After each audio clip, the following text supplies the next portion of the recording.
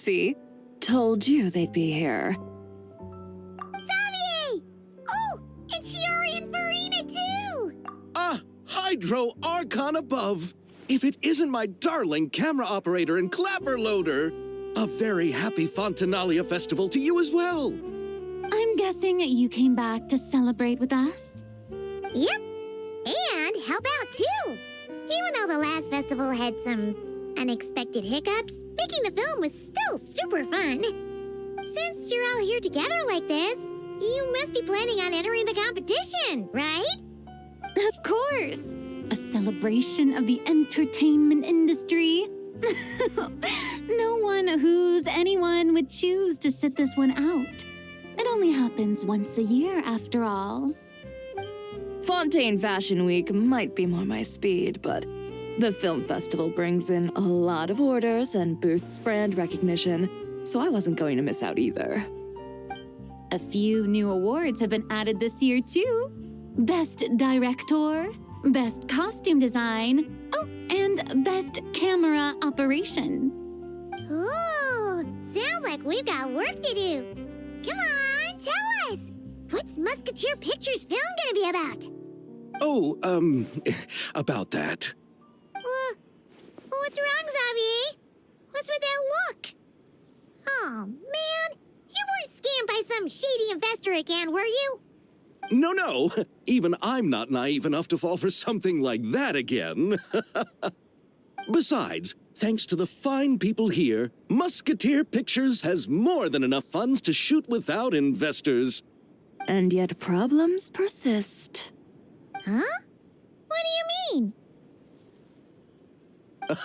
Well, we were planning to replicate our past success and shoot a film based on a popular novel. But as we were holding auditions for the female lead earlier today, a striking young mademoiselle wandered in by accident. Her disposition was simply ethereal. The look in her eyes somewhat melancholic.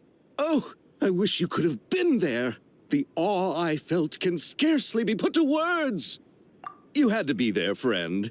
No matter where she stood, it was as if her surroundings, even the air itself, turned into the perfect shot. Guess you found your lead actress, then? No, quite the opposite. My script is entirely unworthy of her.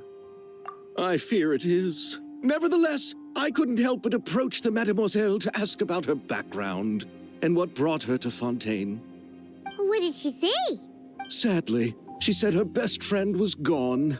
After returning to her own homeland not too long ago, she decided to visit where her friend was from to remember them better. Oh, no wonder she looked sad. Yes, but that's when it struck me. Why not cast her as the lead in a film centered around her search for this old friend? Huh? You're gonna rewrite the whole script? But is there even enough time? Isn't the prep work super complicated? We might not finish. Think about the difficulties we faced with the two Musketeers. We had to start from scratch back then, too. I'd say we're ahead of the game this time. Guess so, but... Don't worry, Paimon. Shiori and I have evaluated the proposal, and we support Xavier's decision. I won't really need to start on the costumes until the cast is finalized, so it's not too much extra work for me. Oh, fair mademoiselles. How can I ever thank you? Finishing the script would be a start. You know, compared to a commercial popcorn flick, I do prefer the idea of shooting a more artistic film. One that leaves a profound and lingering impact in the hearts of the audience. I agree. True trendsetters are the people who dare to go against the grain. Wow! Leave it to Director Farina to have a vision. Honestly, though, the artistic passion of everyone at Musketeer Pictures is inspiring. Anyway, now that we've heard so much about this lead actress, Paimon's gotta know who it is! Ah! Columbina! What are you doing here? Hello. I was just walking past when I heard you talking about me, so I came over. Huh? You know Miss Columbina? Of course! Wait a second. Does this mean Columbina is the actress who inspired the whole rewrite? Yeah. Wait, so did you make the trip by yourself, Columbina? Yes. I mentioned how I wanted to visit other nations once things settled down in Notcry, remember? So I went to the curatorium to ask Never for advice. She told me about the film festival in Fontaine and said it might be fun to visit. I spoke to Lauma before I left too, and she thought it was a great idea to get out for a bit. It's just, I received quite different travel advice from the two of them. Oh? How so? Well, Lauma told me to go out and experience new things and make new friends. What a wonderful suggestion. That's how a trip should be. What about Nefer? She said, don't trust anyone and don't talk to strangers. Yep, that sounds like her. I can understand that too. It shows this Nefer cares about you a great deal, Miss Columbina. Yes, so I plan on combining their advice. All I need to do is turn strangers into friends, and then I can talk to them. Huh. That kinda makes sense, but also not. Hey, Chiori. Oh, look who's back. Happy Fontinalia Festival, you two. Oh, looks like we have a superstar in our midst. How about an autograph, Big Shot? Ha, very funny. All settled then? Yep, the Duke gave his blessing, and I cleared it with the Udex. During the festival, inmates with good behavior will get a chance to spend some time on the outside. Under the stringent supervision of the Special Patrol, of course. Risley! It's been a while. Happy Fontinalia Festival! Does that mean Veronique and her brother will be at the festival? During a specific window of time, sure. Doesn't hurt to give the inmates something to look forward to. A little sun'll do them some good, I think. This is a friend from your travels, I'm guessing. Thought I heard something along those lines. Right! We should make some introductions, huh? Chevros, Risley, this is Columbina, a friend we met in Notcry. Welcome to Fontaine, Miss Columbina. I bet the weather's been quite an adjustment. Yeah.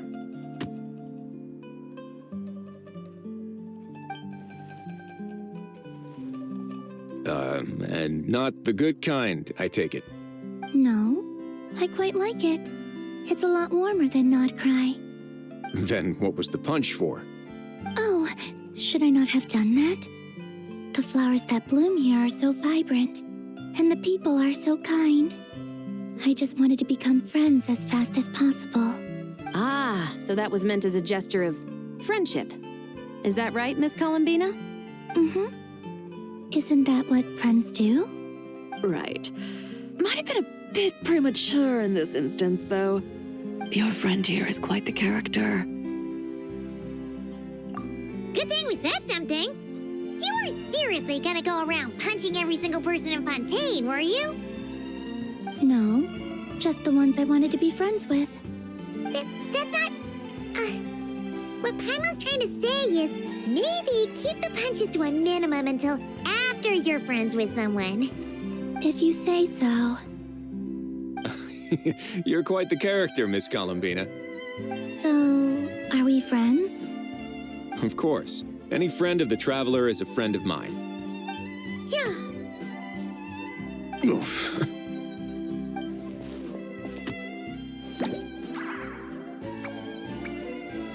When it comes to friends, you sure know how to pick 'em.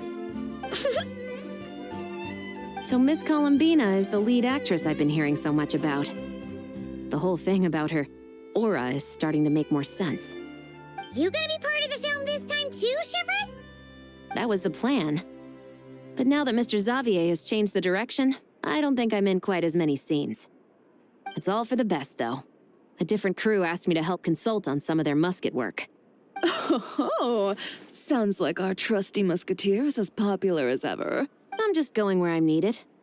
I'm more than willing to help with whatever this production needs as well. Ah, well, speaking of, would you happen to know if there are scenic locations around the court of Fontaine that other crews haven't booked? The festival's pretty popular this year, so there's not a lot left. You might just have to talk it over with the other productions and see if they'll let you squeeze in here and there. I see. Having trouble finding a filming location? Yes, we made a last-minute decision to go down a different route, so the indoor locations we reserved are no longer a good fit. And it looks like all of the best outdoor spots have been taken. You know, I might know a place. Good views, good atmosphere, and no production team has snatched it up. That sounds perfect! Where is it? You want me to reveal it just like that? Come on, let it be a surprise. As much as that sounds riveting, I think we should divide and conquer. You go do that, and Director Farina and I will take Miss Columbina around the city to discuss lighting and styling. Is that all right with you, Miss Columbina? Traveler? Yeah, everyone here is our friend. So don't worry about a thing and just focus on enjoying your trip. Okay. All right, then the Traveler and I will go check out this potential filming location. It might even give me some inspiration for the new script. I'll leave this to the Duke then. Until later, everyone. Maybe we'll run into each other on set. Okay then. Lead the way, Risley. Paimon's not built for suspense. Let's get this show on the road. Who said anything about roads? Huh?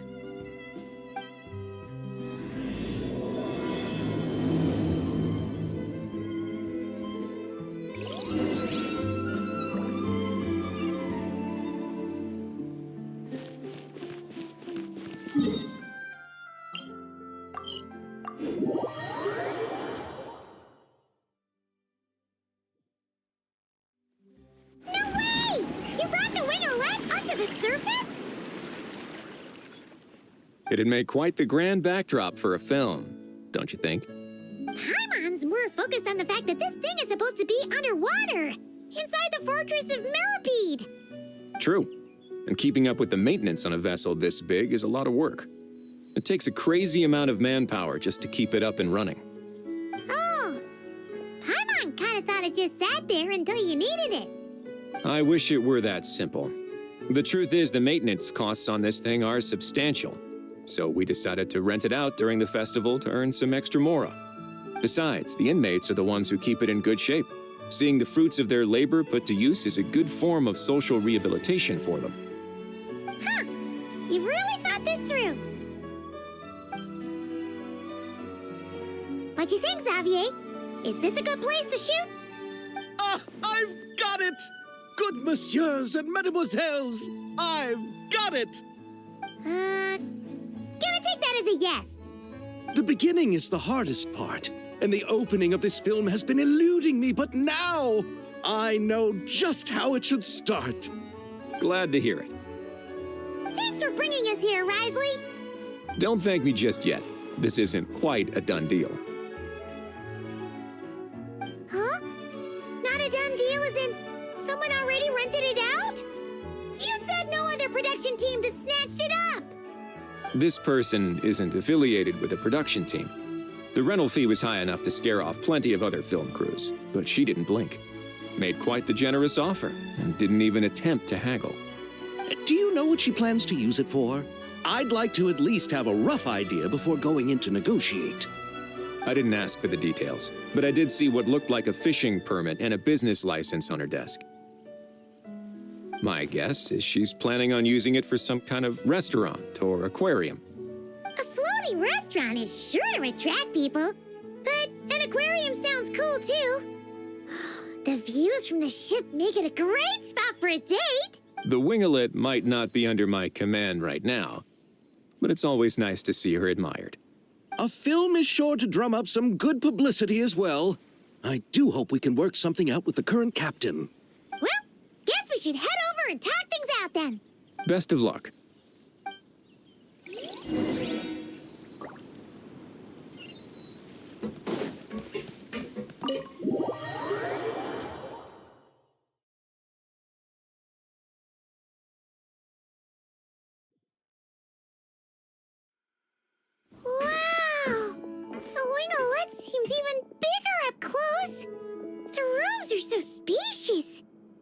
wonder who rented it out. Hello? Anyone there? Perhaps the captain had business to attend to elsewhere. But why rent such a massive boat just to have it sit here without even leaving so much as a note? Let's try again. Anyone there? Hello? Seriously? Right now?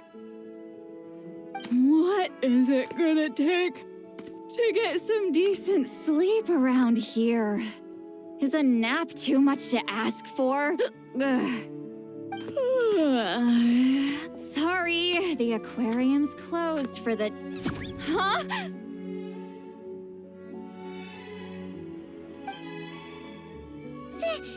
See Lolly? Traveler! Paimon! Hold on.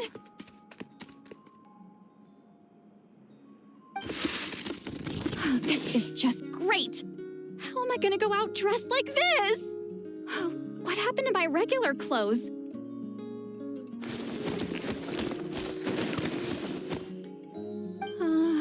The wash! I put them in the wash after I drank too much and fell into the fountain.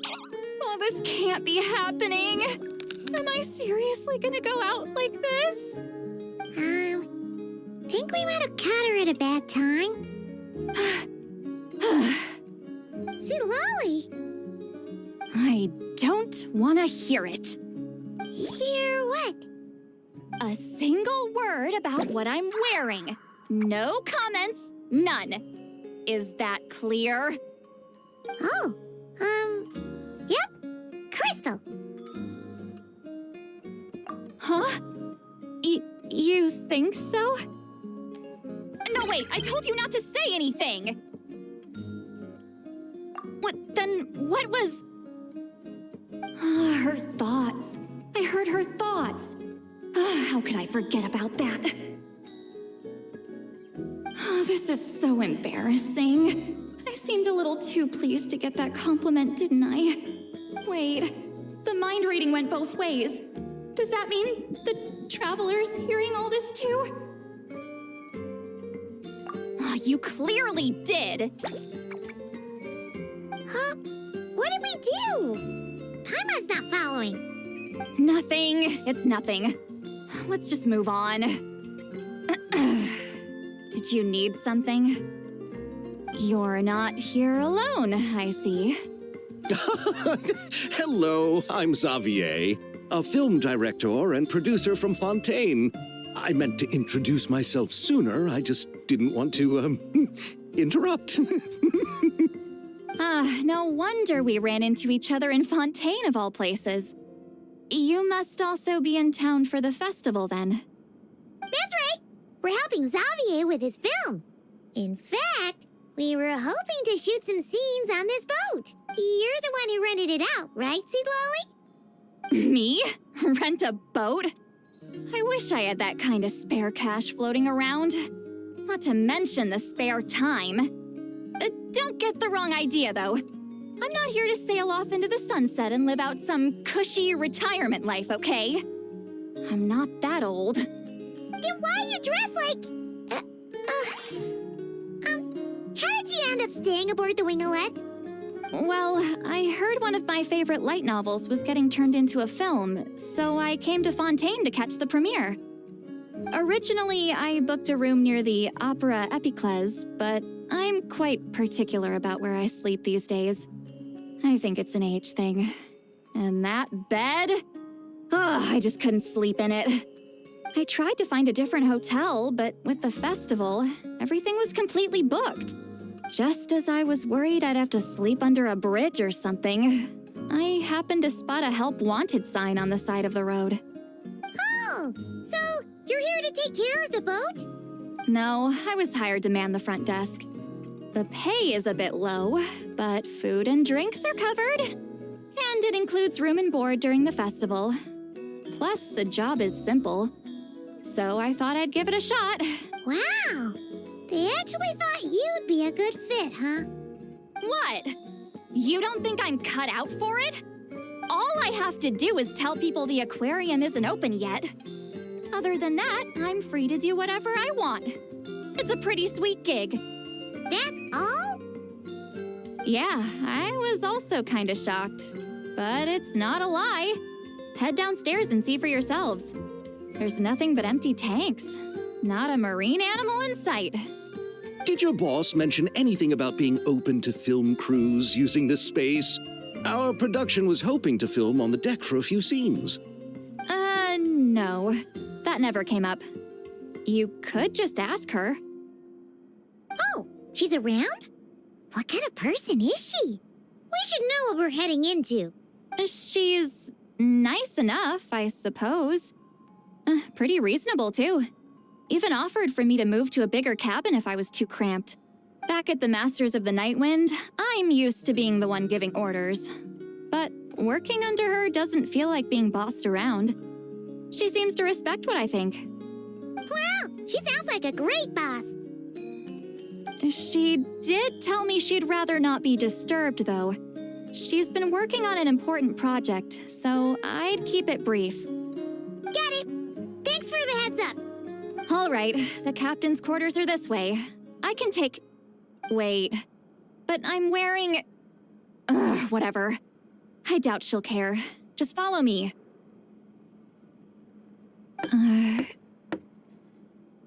Miss Guillotin? These visitors were hoping to ask you about something.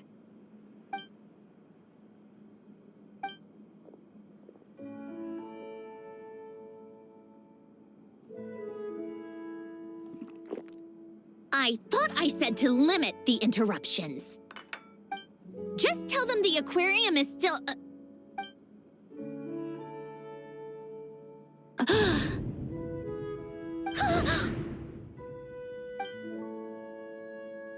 Sandrone, you're here?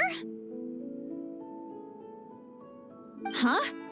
You know each other? Are you okay, Sandrone? Do you still remember us? Everyone was so upset after what happened. We all missed you so much. Miss Seat Lolly, why don't you escort this gentleman to the reception area for a cup of tea?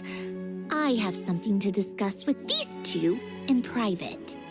Ah, I see. Right this way, Mr. Xavier.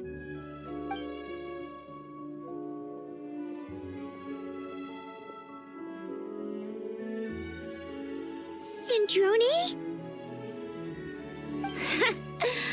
I really can't go anywhere without running into you two, can I? Are you okay? During the battle, your core, it was... Destroyed by that bastard Dottore. That's right. But as you can see, I'm fine now. No major issues. Or at least, there shouldn't be. Oh, what a relief!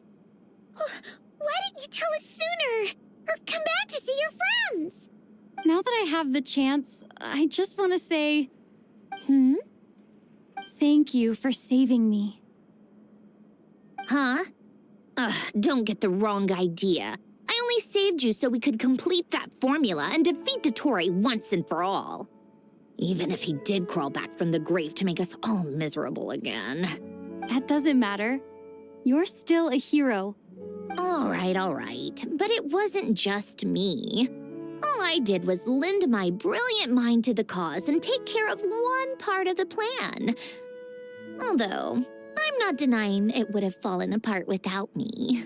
You got that right. You're amazing. But how did you go from From a lifeless pile of scrap to looking like this? Well, my mom was trying to put it a bit more gently, but yeah. Where do I even start?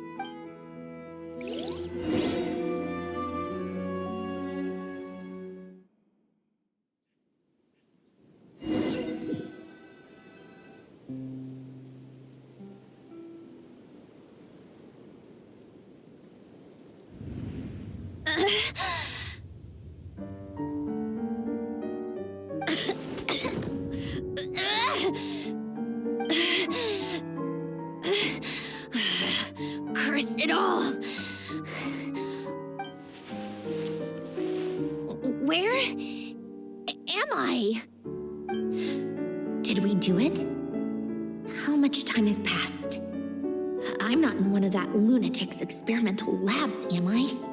Wait, Fontinian decor. Books from the Research Institute. Phew. One thing at a time. Initiate self-diagnostics. Assess the extent of the damage. Cut power to compromised, non-essential components. Then reconstruct available action modules. Severe damage to the core. Dottore, you bastard. Polonia?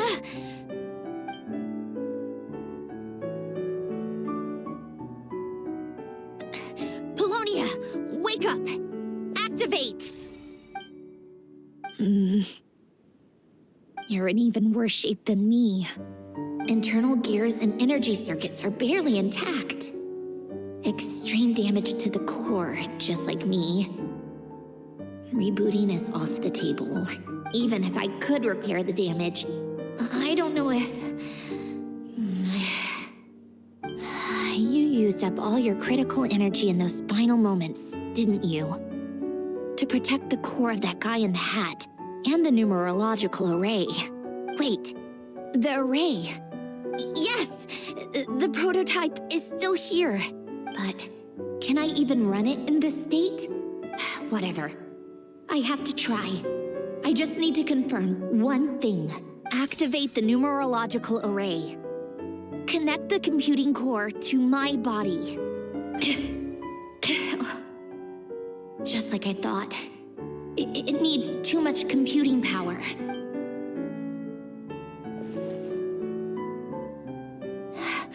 Cut off power supply to all functions except the thinking module.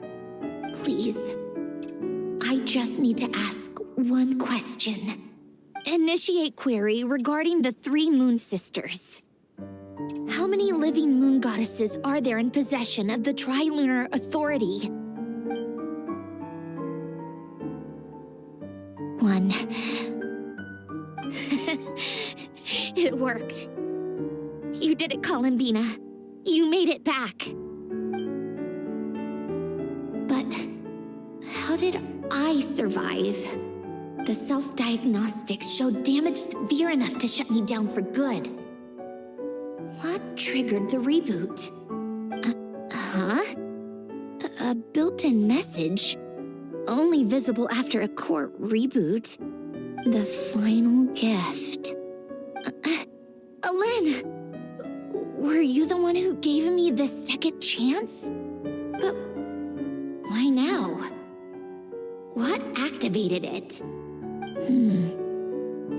What is that? A vision? Wait, no. It's a stellar linchpin?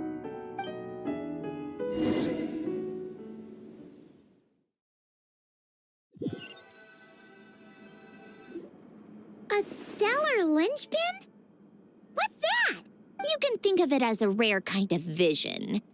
As for what causes one to manifest, well, that's still unknown. But in Snezhnaya, or in Afatui's research at least, it's believed to have some connection to the third descender. The third descender? We knew his remains were used to create the Gnosis, but this is the first we're hearing about a stellar linchpin. You knew about the remains? Right, of course. Look who I'm talking to.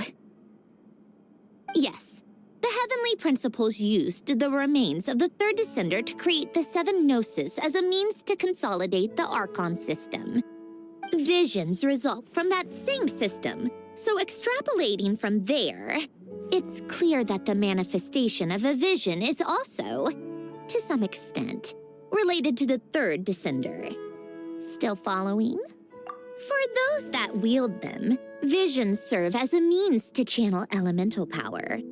The same is true of Stellar Linchpin. The difference is that, when wielding elemental energy, Stellar Linchpin users often exhibit a unique kind of power that seems to come from beyond to that. It's believed that when a stellar linchpin manifests, impurities from the remains of the third descender get fixed in place. Hence the name. That's also believed to be the source of the strange power I just mentioned. We've heard that visions can appear when someone has a really strong wish or desire. Stellar linchpins sound kind of similar, so does that mean... Huh? Oh, don't look at me like that. I've never had any grand wishes or aspirations. Just a list of things that drive me up the wall. So if you're asking why this thing appeared, I have no clue. All I know is that without it, the gift Alen left me, this built-in second chance, never would have triggered. The damage to my core was too severe.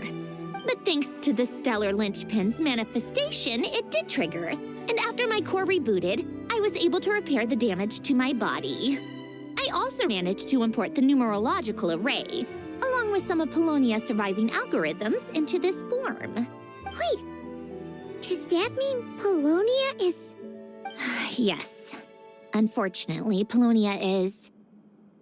beyond repair. Oh, we're so sorry to hear that. But you also mentioned something about a final gift? Yes. Alen often spoke to me about wishes and desires when he was alive. I suppose he thought there might come a day when I wished for something, and was willing to sacrifice my own life to fulfill it. So he left me a chance to start over. No, never. Alen once said I was his proudest masterpiece. That might sound boastful coming from me, but it's also an undeniable fact. After Alen died, I started studying how Polonia and I worked. Polonia is essentially a computational machine, so it wasn't difficult to figure out the mechanical principles there. But when it came to my own structure, that's when Alen, the Lord Artificer's true greatness, struck me once again. I attempted to imitate it when I created Catherine, but in the end, she turned out to be nothing more than a superficial replica. What? But his creation skill, Catherine, is super impressive. We were shocked when we first found out she was a puppet. No, she's nothing compared to what Alen was able to create. Some of the mechanical principles of my own core are still a complete mystery to me. Keeping that gift hidden wasn't even a challenge for him. Just a shame I had to waste it on fighting Dottore.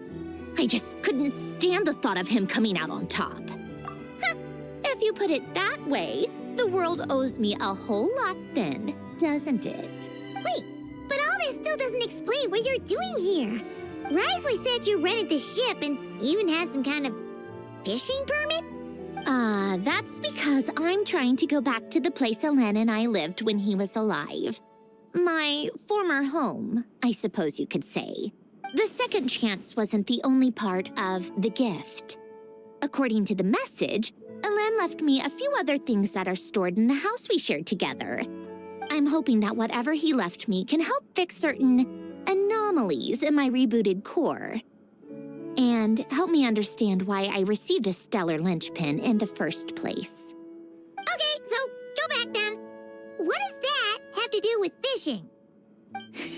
And to think I'm talking to the saviors of Fontaine. Did you forget that the water levels have been rising for centuries? I can't just go back to the place I used to live because now it's underwater. Oh, right. With the rising water levels and changes in terrain, it's not just a matter of finding where it is, but also clearing away any sediment or debris. But Fontaine law prohibits unauthorized individuals and organizations from excavating underwater ruins. A Melazine caught me the minute I even made an attempt. Why not apply for authorization then? And face the endless slog of Fontainian bureaucracy. No thanks. Besides, I'm a Fatui harbinger. The diplomatic implications alone would be enough to give the gestionnaires at the Palais Mermonia a headache. A fishing permit, on the other hand, isn't difficult to obtain at all. Minimal paperwork required, and under the name Guillotin, the application was a cinch. So you're exploiting a legal loophole? Am I? That underwater home belongs to me. If I happen to chance upon it while doing some fishing, what's the issue with that?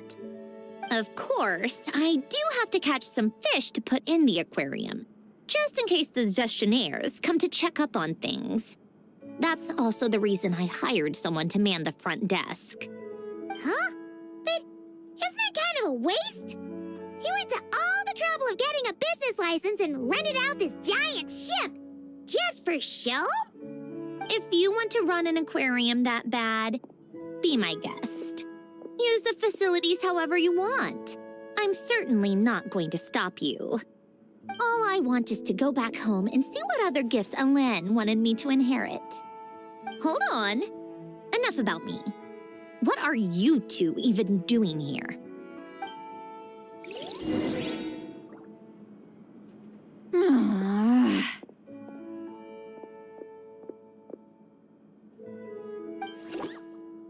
Seriously? They've been in there forever. The reaction when they saw each other was strange, to say the least. They're lucky I was nice enough to leave the room and give them some space. Back in the Masters of the Nightwind, I'm the one who gets to kick people out. I just want to know what they're talking about. Should I cast a little eavesdropping spell? Oh, no, what am I thinking? I'm Granny Eastley, the great shaman of the Masters of the Nightwind. I can't do something like that. This is just ridiculous. Making me wait out here for so long? Where's their respect for their elders? Oh, here they are. Were you back there arguing or something? What took you so long? The two of you are already acquainted with Miss Guillotin, then? Oh, yep. But don't worry, we got everything sorted. Sandrone agreed to let us shoot on the ship, but it has to be when she's not here. When she's not here? That's right. You'll excuse me if I didn't exactly ask for this little reunion. I wasn't planning on seeing anyone. Like I said, my core is severely damaged. Even with the gift, there are anomalies that are making things unstable. I don't even know if I can continue to function without issues. So the priority is to fix these anomalies and get answers to my own questions. Then, I can see the people that need seeing. Anyway, just let Sandrone know when you plan to film Xavier, and she'll, steer clear. I do hope I'm not causing Miss Guillotin too much trouble. No! She just wants to keep a low profile for her own, complicated reasons. She doesn't want anyone else to know she's here. Understood. I'll be sure to keep that in mind. Oh, and see Lale? Huh?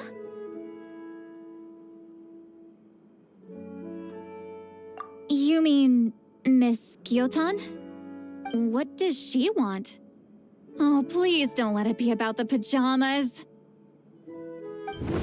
What? The 7th of the Fatui Harbingers? Why are you telling me all this? I asked the Traveler about you, and I've decided it's best to be open in this instance. I can understand if you would rather not work for a Harbinger. Regardless, the room on the ship is yours to keep. You're an acquaintance of the Traveler, and I plan to honor that. Wait, she's actually nice? It's not a problem. The captain also worked for the Fatui, and he helped Natlan a great deal. We know that there are good people among your ranks. Besides, I've been around long enough to know what it means to earn one's keep. This isn't Natlan, and I don't expect special treatment. Besides, sitting at a desk isn't exactly back-breaking work. I appreciate that perspective, great shaman. Seat Lolly. Just call me Seat Lolly. That title makes me sound so... old. Well, Seat Lolly, the Traveler and I are looking for something, so we'll be heading underwater together soon. I'll leave the ship in your care while we're gone. Together? How often? Not too often. We're heading out in a bit, but I'll be available if you need something. You couldn't, go alone? I wanted to, but she was concerned about my physical well-being, so she offered to come with. Guess my mental well-being means nothing then. Huh?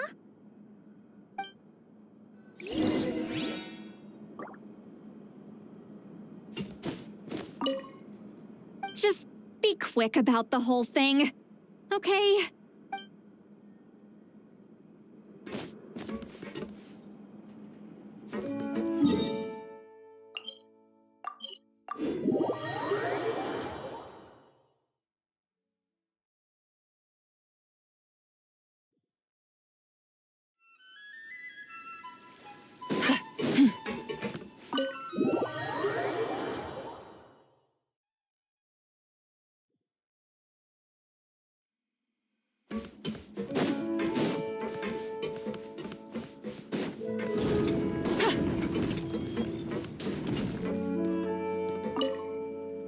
All right.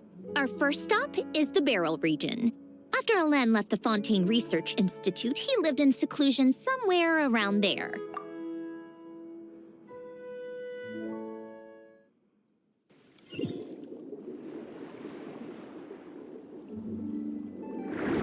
Huh. This place has changed a lot. Guess I really have been gone for a long time. Let's look around and see what we can learn. Oh, and don't forget to catch a few to take back. We need to keep up appearances, remember?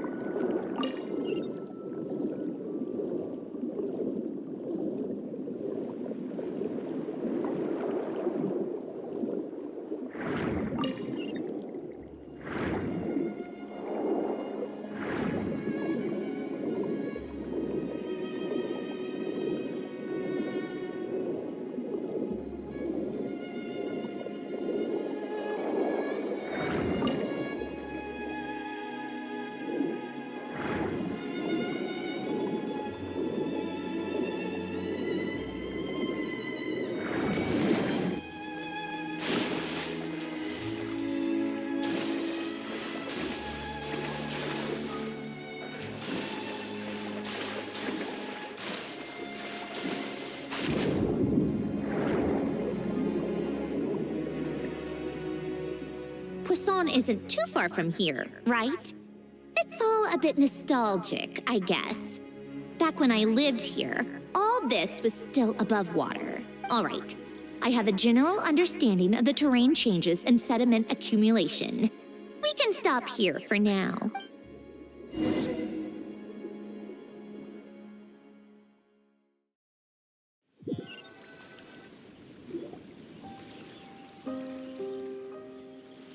That went smoother than expected. I appreciate the help. No problem. You doing okay though, Sandrone? Seeing your home look nothing like you remember, that can't be easy. I'm fine. Times change.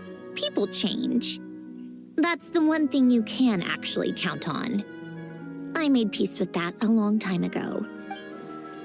You should head back and put them in the aquarium tanks. We finished ahead of schedule, so your crew is probably still on the ship. I'll follow in a bit. Right. Xavier said he was gonna test out a couple of shots. I'm sure.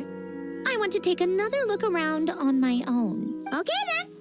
Want us to let you know when the filming is done? No need. Columbina relies on Kuvaki to perceive her surroundings. In Nodcry, her senses are heightened because Kuvaki is everywhere. But here, as long as she doesn't activate her abilities, her range of perception should be equivalent to an average person's line of sight. I figured that out back in Snezhnaya. That's oddly specific. I have hiding from her down to a science. So, what? Things might be a bit different now that she's merged with the Moon Sisters, but I doubt there's been a drastic change. The point is, you two can head back. Don't worry about me. Okay, if you say so. Come find us on the ship if you need anything.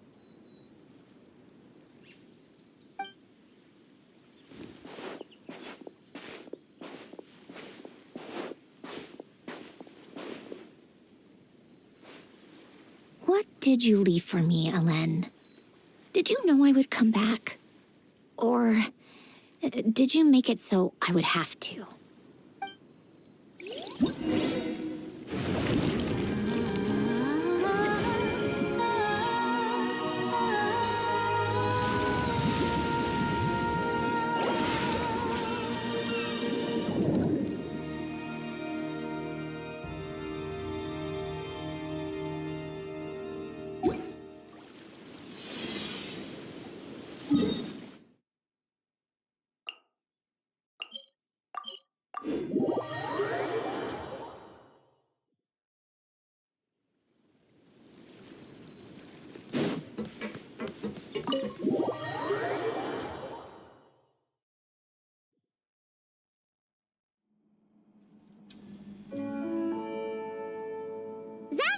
We're back! Shh! Quiet on set! They're filming over there. Oops, sorry.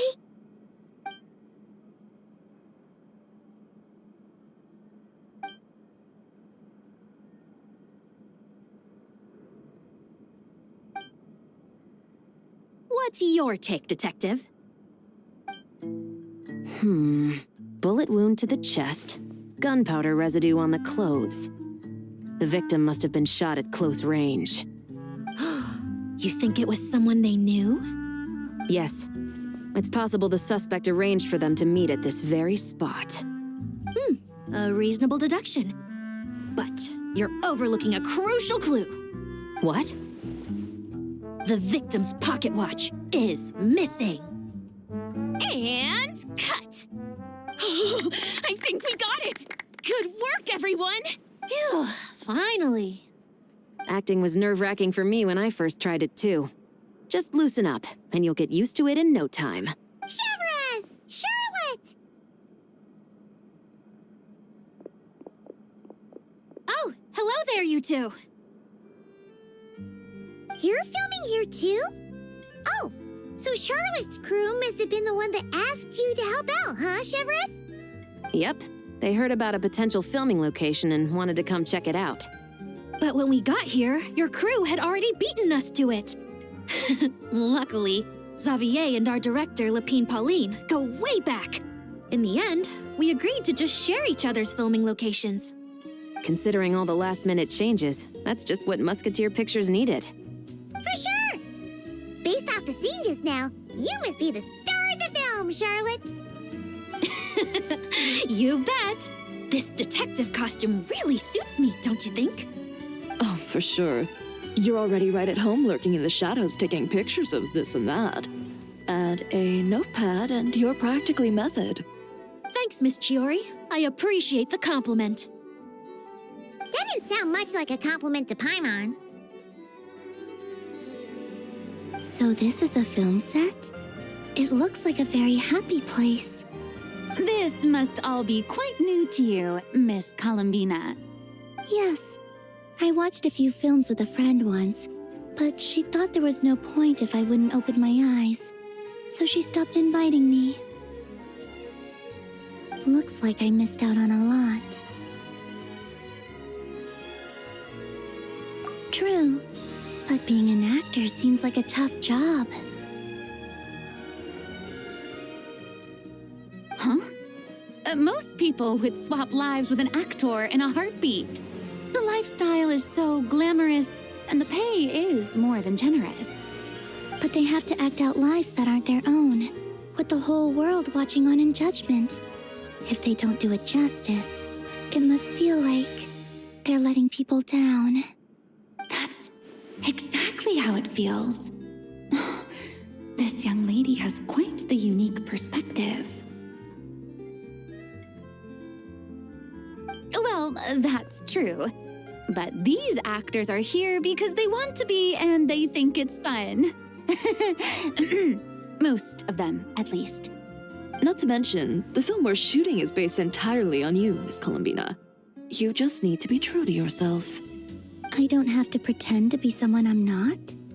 Not at all. Authenticity is what we're after. For example, this first scene opens with you on the boat, sailing to your friend's homeland. You just need to think about that moment in the story and picture how you would feel.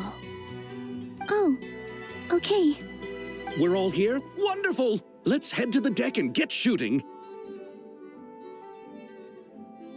Oh, and this is for you, dear Paimon, your clapperboard. Whoa! Is this the same one Paimon used for the Two Musketeers? The very same. I saved it just for you. Thanks, Xavier! Feels like being reunited with an old friend. Of course! That said, I have a different job in mind for you this time, traveler. Our film is focusing on a single protagonist, so conveying the subtle changes in her state of mind is of the utmost importance. In addition to the actor's own performance, another way we can convey that is through lighting. Huh? But there's already a lighting specialist, isn't there? Yes, but it's clear the Traveler and Miss Columbina share a deep bond. You might have a better chance of understanding her frame of mind in certain scenes. Oh, that makes sense. So, what do you say? Willing to take on the role of lighting? It's settled! I leave the job of translating our leading lady's inner thoughts in your capable hands.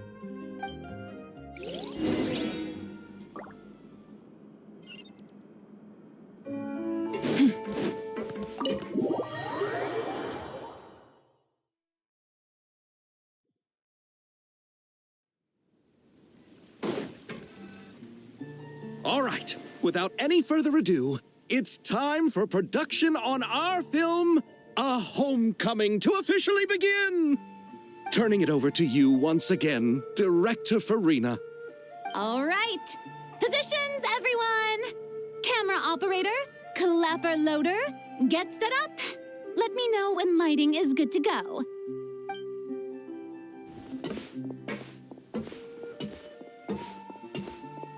All you need to worry about, Miss Columbina, is hitting your mark.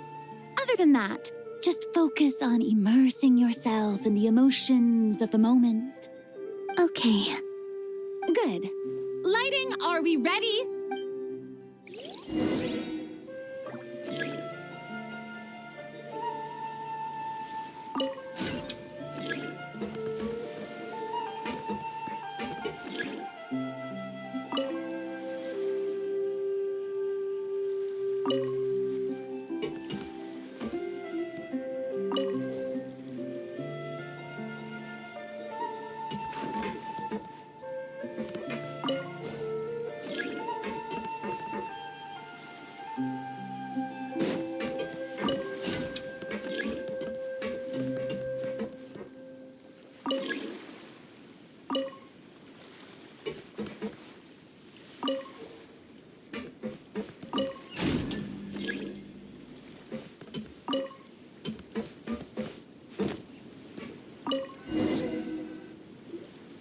Ready.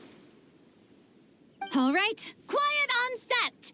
3, 2, 1, action! This is her homeland. Columbina. Cut! The emotions I'm looking for were definitely there. Let's just try to keep it a bit more natural. Oh, but definitely keep that gesture at the end. I loved how real it felt. You looked genuinely moved. All right, if you're ready, let's go for another take. Miss Columbina? That presence. It kind of felt like Sandrone.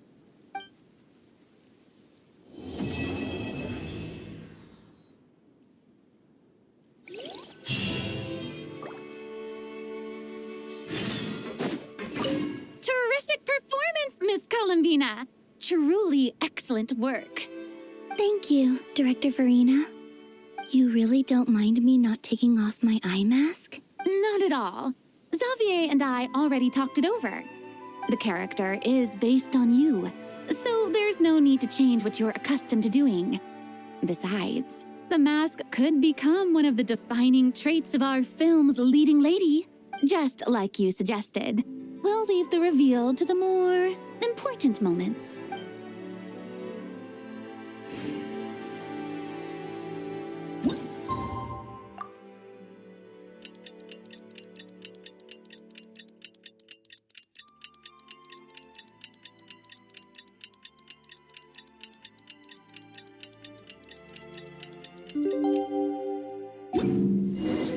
Sandrone said that if everything goes smoothly, we should be able to pinpoint the exact location of her home today. Let's head to the winglet and meet up with her.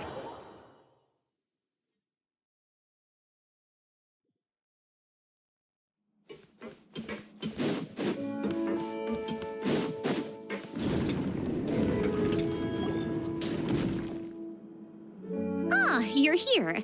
We should get going then. Xavier and the others should be filming soon. How's it going? Have you managed to figure out the location of your home yet? I've narrowed down a few potential locations.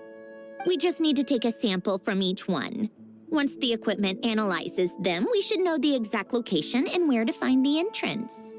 Great! We should get started then.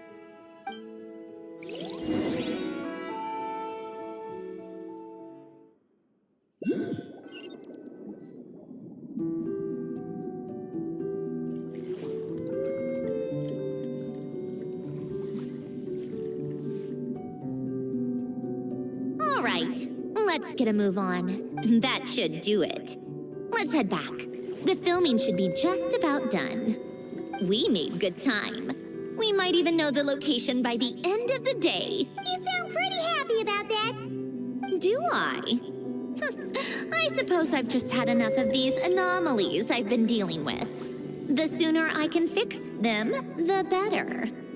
Anyway, enough chit-chat. We have work to do. Oh, but let's head in through the side door. I don't want to run into the crew on the deck.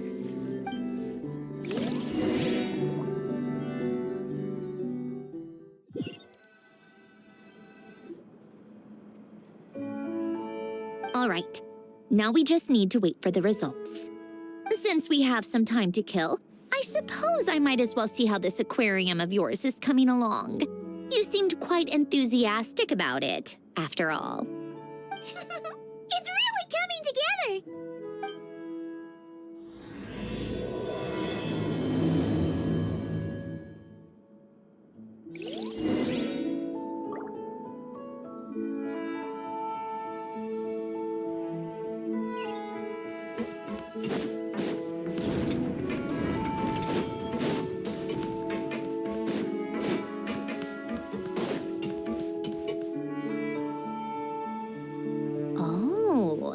Kind of impressive, actually.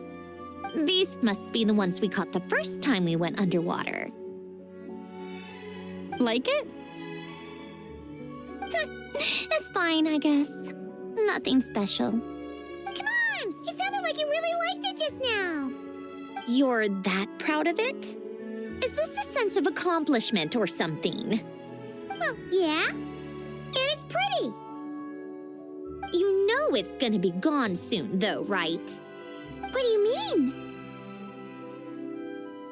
After the festival, this ship will be returned to the fortress of Meropide, and this aquarium will be no more. So?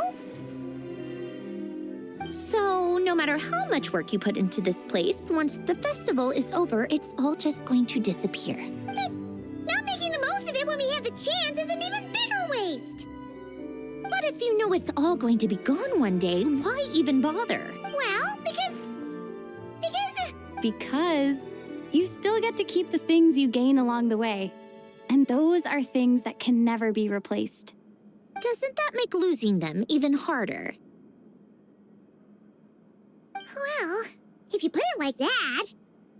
But the happy memories we make along the way last forever.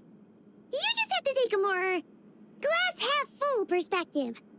Not to mention, everything we do here is gonna be on film, so it'll still live on in some shape or form. And when you look back on it, only happy memories will come to mind. Exactly!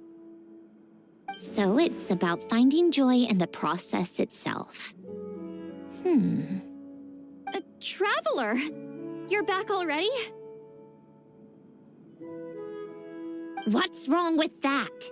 You say that like it's terrible news or something. How did you get here? I didn't see you on the deck. Oh, never mind. We need to help Miss Guillotin hide ASAP. The crew is heading over here to shoot any second. What?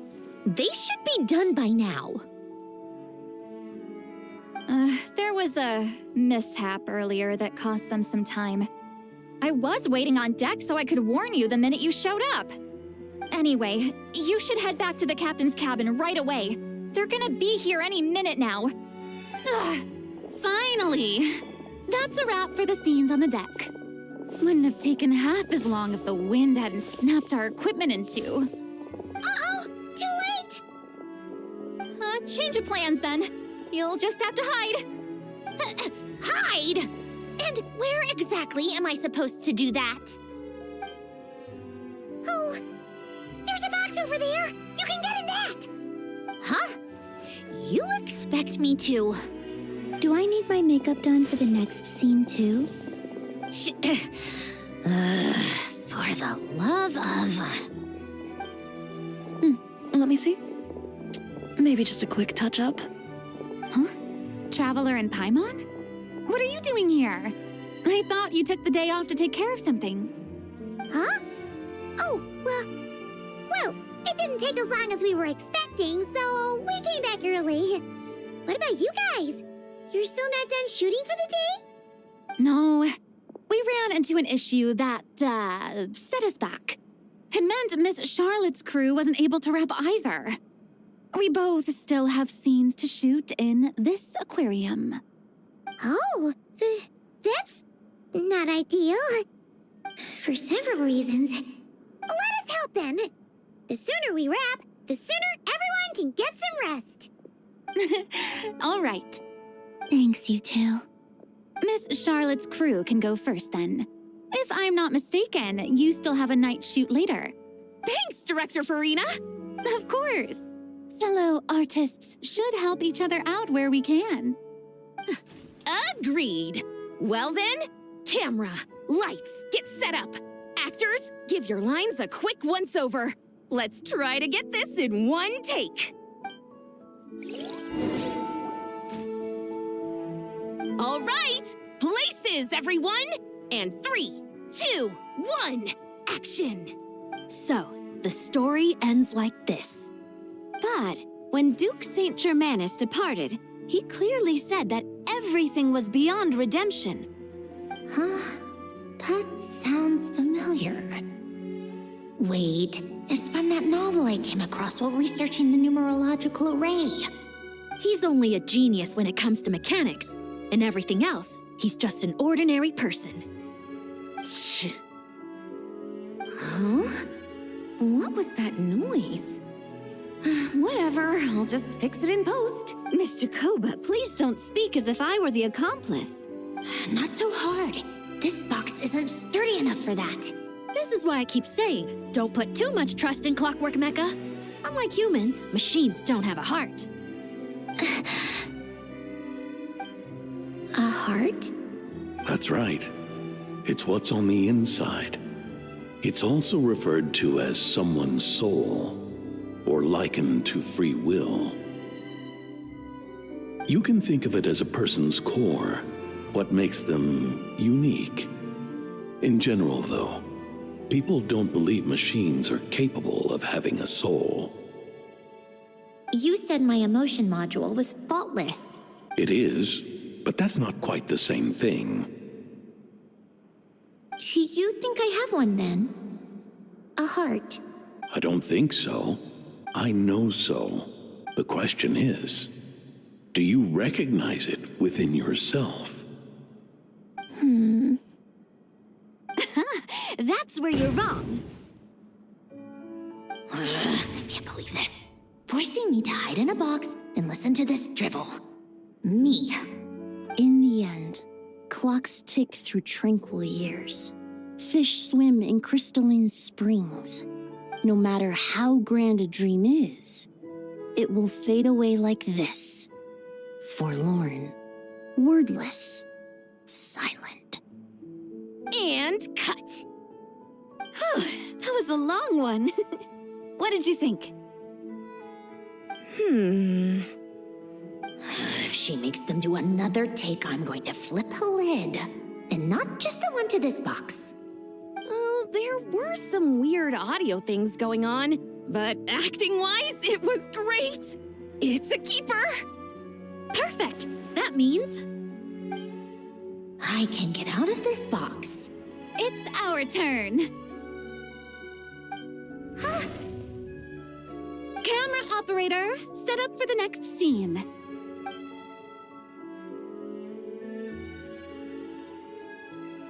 In this one, our protagonist peruses an aquarium in a foreign land and gets swept up in memories of her friend. So, in terms of lighting, that's the vibe we're going for. Got that? Shoot. Paimon thought there'd be a break and Sandrone could slip away. What are we gonna do now? break a leg. Yep, we're headed off to shoot our next scene. All right, quiet on set. We're about to start rolling. Ready, Miss Columbina? Miss Columbina? I think she would like this. Quick, we should roll on this. It doesn't forage with the others, or prey upon its smaller kin. Instead, it remains where it is, cradled in the coral's quiet beauty, as though the raging cyclones above are of no consequence. And yet, she still stood before the cyclone in the end. So I think that story has it wrong. She is no different than us. She has a heart. Columbina.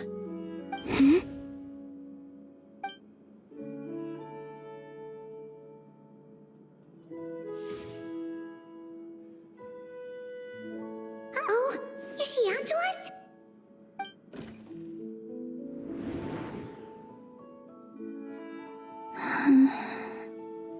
What is she doing? Cut! You okay, Columbina?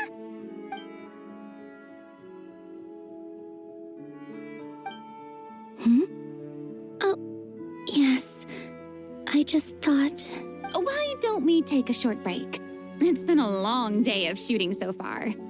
That last take was beautifully organic, though. We can use it as is. No need to go again. Thanks, Director Farina. But I'm fine to continue. You're sure? In that case, let's shoot some quick B-roll. Then we can move to our next outdoor scene.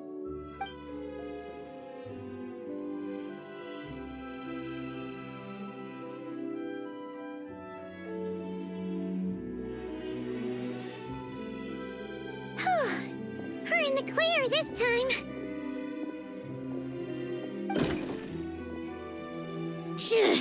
Ugh! Absolutely suffocating.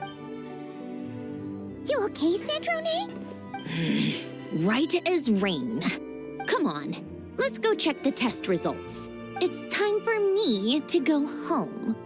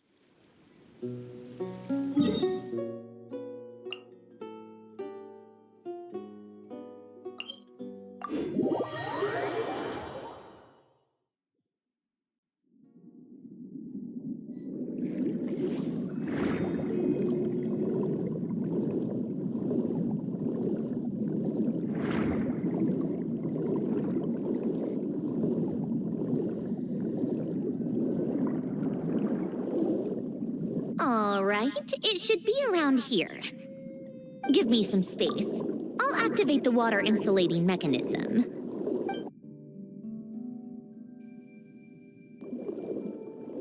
The what? Alain, much like Renee, had long predicted that the water levels in Fontaine would rise. Thanks to his expertise in mechanics, he was able to implement a few simple measures to protect our home from flooding. I told him there was no need, that I would just move when the water rose too high. But it would seem he knew a day like this would come.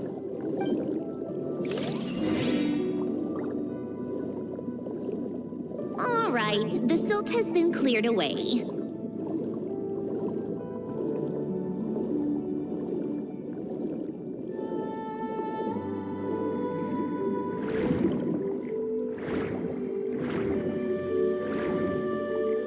Go activate the mechanism for the first sluice gate. That will fill the empty middle chamber with water.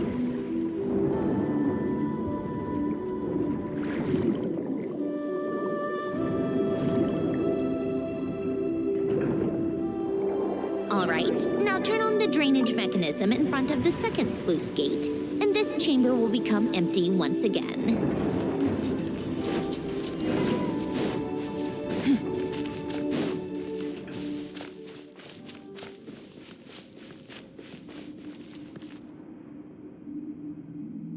So, this is where you used to live?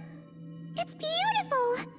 There's even a garden! Back when I lived here, it was my job to tend to the potted plants and flower beds. Still growing strong even after all this time. Who would have thought? If the weather was nice, I would take Alain out in his wheelchair and we would go for a walk. Before long, we started bringing Polonia along too. Come to think of it, I was the only one who could get around easily back then. Polonia always got stuck at some point, and it was up to me to launch a rescue mission. Happy. I suppose they were. Uneventful, but pleasant. Repetitive, but peaceful. It was like living in a world where time didn't exist. Of course, that was all just an illusion. Death still awaits all of us at the end. Oh. All right, enough standing around. Let's head inside.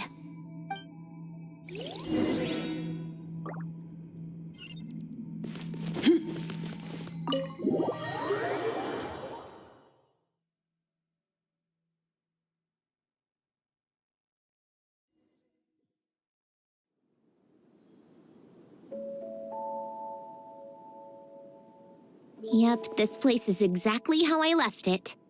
Nothing has changed.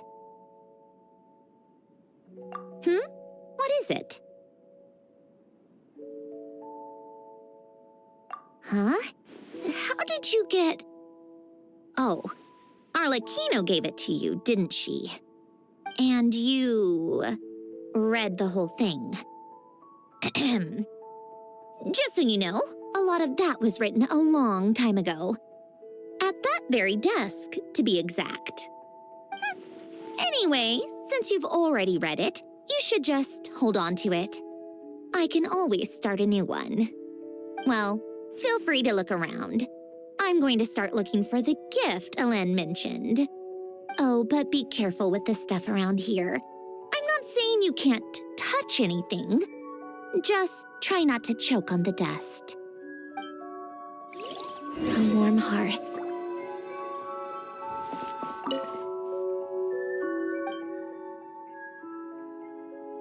Oh, I played with these when I was little. During the first few months after I was created, I mean. At first, Alain and I would play together, but it didn't take long for me to become unbeatable. So, Polonia and I played together instead. Yeah, these don't look like Paimon's kind of games. Logic and math puzzles? Those happen to be my specialty. It's been so long. What do you say? Should we play a few rounds?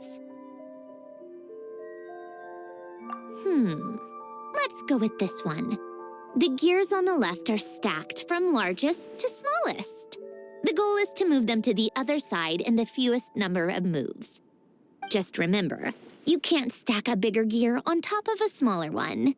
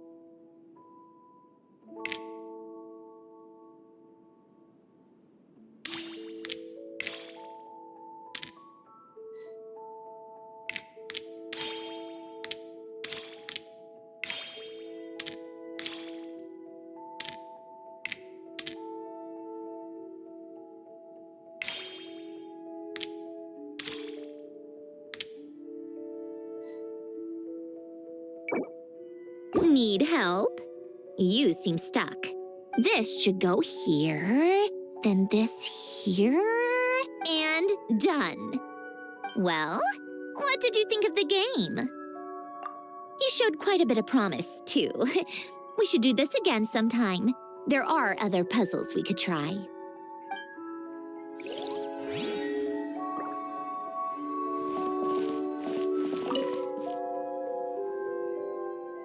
Oh, these are some of Alen's drafts from his later years. Just casual doodles, really. And these are just some unimportant letters. I couldn't be bothered to sort through them before I left.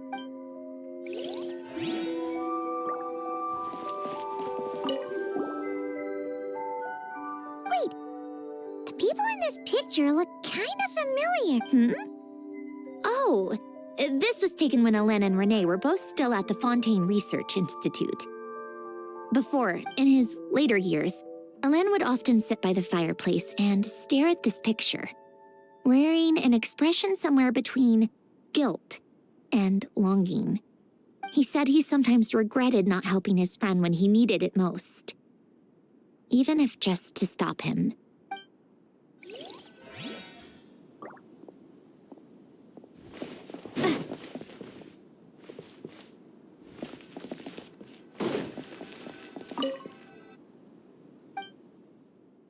This was Alen's workbench.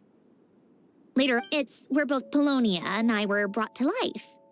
Before Alen was bedbound, this is where he would teach me about mechanics. I would sit and listen, chiming in with questions here and there. Later on, when he got too sick, I took over and would work on Polonia here. Wow! This house is filled with so many memories! It's so cozy and charming! You should have seen it at its prime, when people actually lived here. A lit fireplace, a steaming cup of coffee. That's the real deal. You know, we also used to have a mechanical piano that Alen built. Ooh! How chic! Alen never played it much. He probably wasn't able to at that point. But I managed to teach myself. Music theory is essentially math, after all. Once you learn the patterns, it's not really that difficult. I loved perusing Alen's collection of classical music.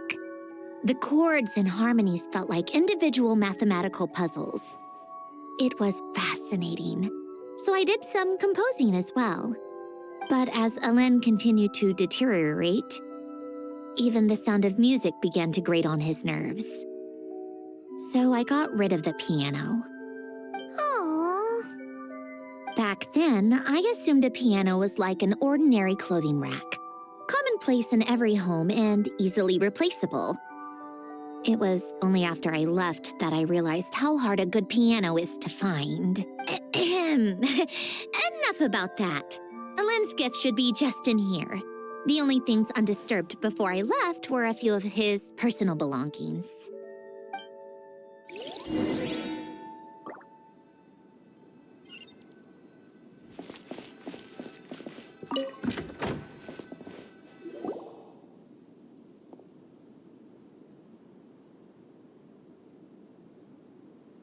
Wait, there's a hidden compartment at the back of this box. Looks like it's locked with some kind of gear mechanism. Knowing you, Ellen, I'm guessing it goes like this, then like this. Got it. Am I a genius or what? Let's see here. A box? Well, you gonna open it?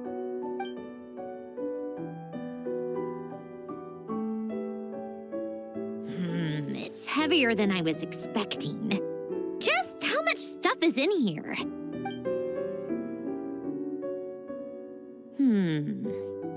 A letter? And a bunch of junk underneath it. None of it seems that important. Wait a second. This should be it. A cube? It's a multidimensional algorithmic core. Ellen would use it to store information. Only Polonia and I have access. All right, I'll start looking into the core and the letter. Feel free to go through the rest of the stuff and see if there's anything useful.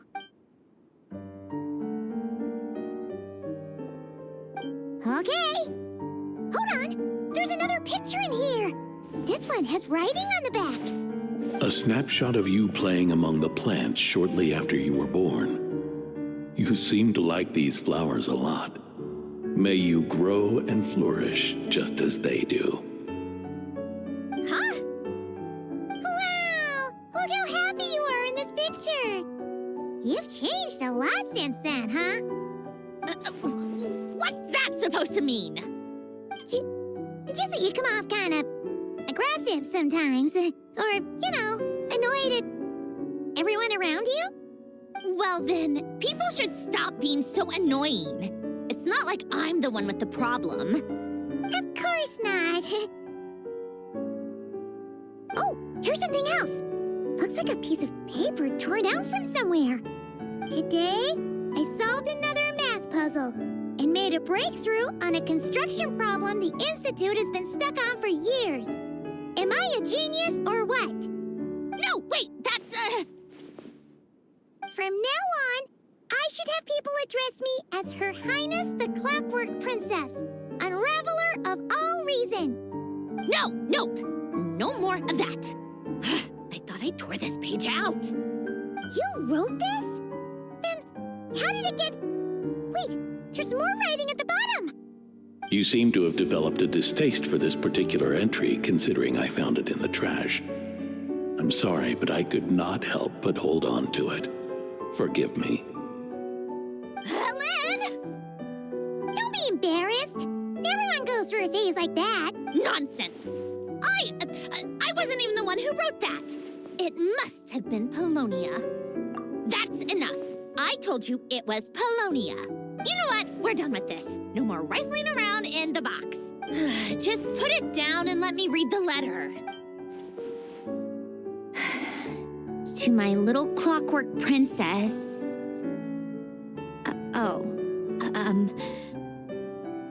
Not another word. Got that? If you're reading this. You've most likely received the gift I left for you. I just hope you didn't stumble across all this while cleaning out my effects or something trivial like that. I once asked if there was something you wished for. Do you remember that? I wonder if time has changed your answer. Regardless, I have another gift. A formula that will allow you to come face to face with the anomaly inside of you. If you even still call her that. Why this gift? To understand that, allow me to wax poetic on the soul once again. I would ask you to stick with me until the end, but I know you will. You always have. I believe a person should be born twice over in their lifetime. First, there's the birth that grants us life. Then, the birth of the soul. It's a matter of transforming the life bestowed upon us into the life we choose for ourselves. And to do that, we must look inward. We must make a conscious choice to define the meaning of our life instead of allowing the happenstance of our existence to pass us by. This is the process of recognizing the soul that lives within us. You are my proudest masterpiece. I told you that long ago.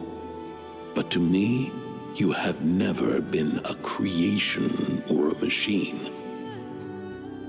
To me, you're just like the rest of us.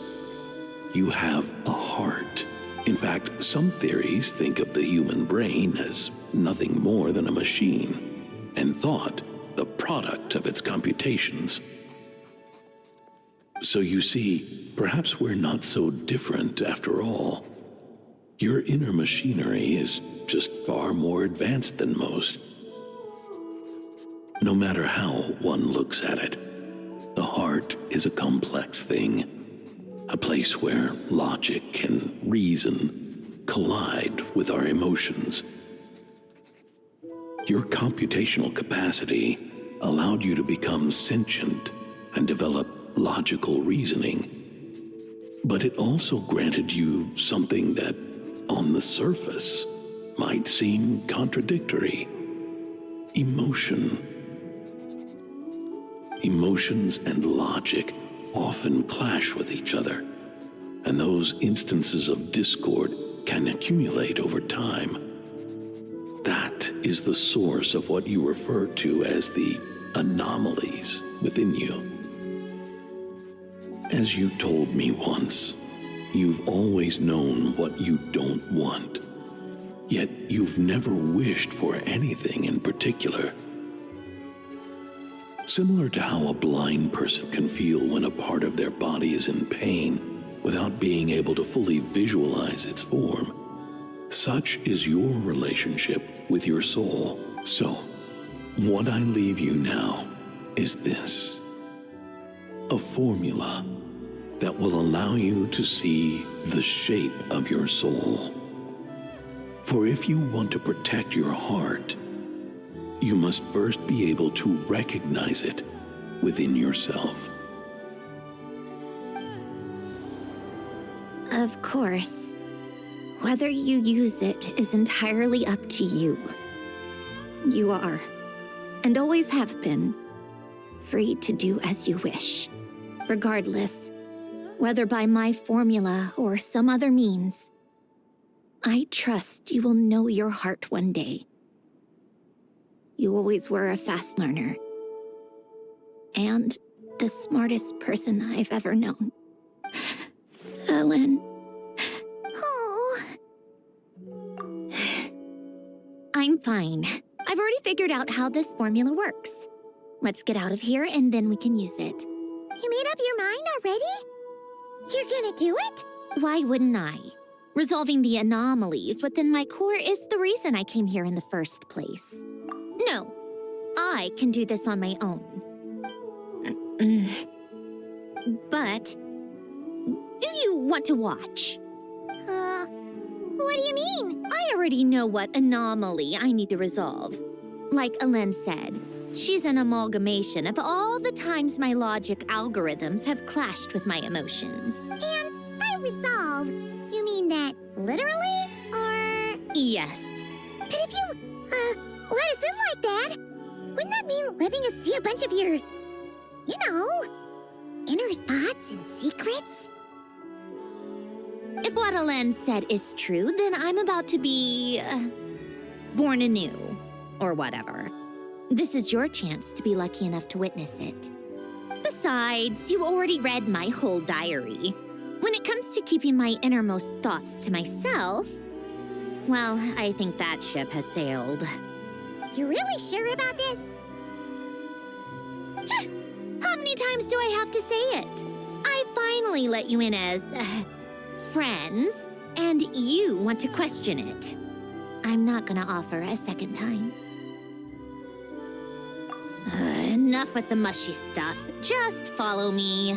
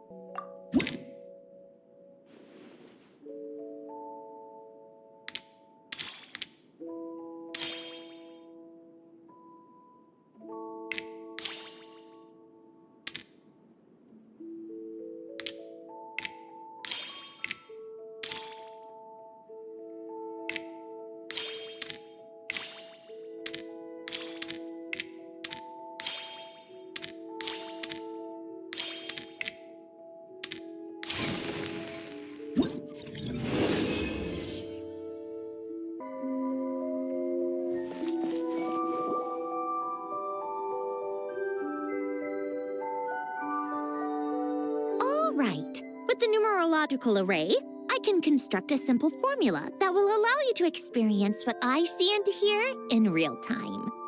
Oh, just like St. Lolly's scent-sharing technique. Been there, done that. Sounds like that shaman has some tricks up her sleeve. The arcane and the mathematical are both fundamental laws of this world. Being able to achieve a similar result through both isn't surprising. Anyway, let's get this show on the road. But no comments from the peanut gallery, okay? I know I offered, but I still don't want any interruptions.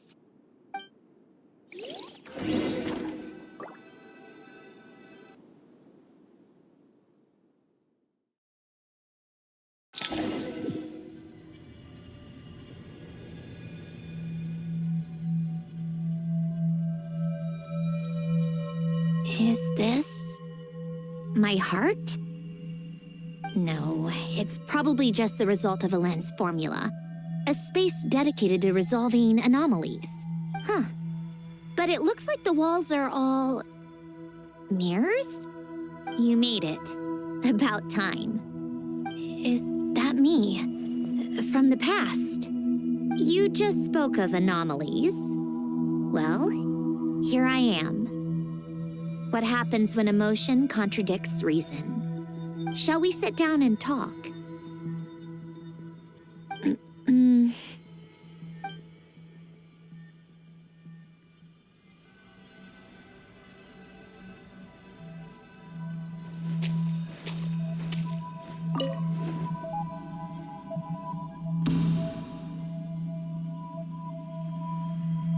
That should do it. Hello? My name is Alain Guillotin. Can you hear me? Brings back memories, doesn't it? The time... Here. I want you to have this. A notebook? You can use it to write things down. I don't need to write things down. I have unlimited memory. Even so, some things are more important than others, right? You can use it to write about the things that matter. So you wish me to carry out a basic priority sorting operation? I suppose you can think of it like that for now. But journaling is also an act of finding oneself. Much like we use wooden stakes to guide a plant to grow in a certain manner, what we choose to write down gives the soul much-needed direction. In the act of choosing what to forget and what to hold on to, we decide what kind of person we want to become. I don't understand. Like I said earlier, I don't need something like this. This is where we were born. Where our life began. Mornings of tending to the garden. Afternoons spent cleaning, reading, or studying. Evenings of cozying up by the fire, listening to Alain share stories about his past. Alain. What is it? What are you drinking? Oh, this? It's coffee. It, makes me more productive. I want to try it. Oh, okay. Here. Bitter. Speaking of, why did you design me with senses? Taste, smell, touch. Well, I'm not quite sure. It just felt like the right thing to do. I suppose I hoped you might have a life of your own one day, and that you deserve to experience all life has to offer. Oh. Still bitter. But the smell is nice. I thought those peaceful days would go on forever. You know that's not possible. Maybe. But how was I supposed to know the end was just around the corner? That was just bad luck. Was it? Well, it certainly became a pattern, now didn't it?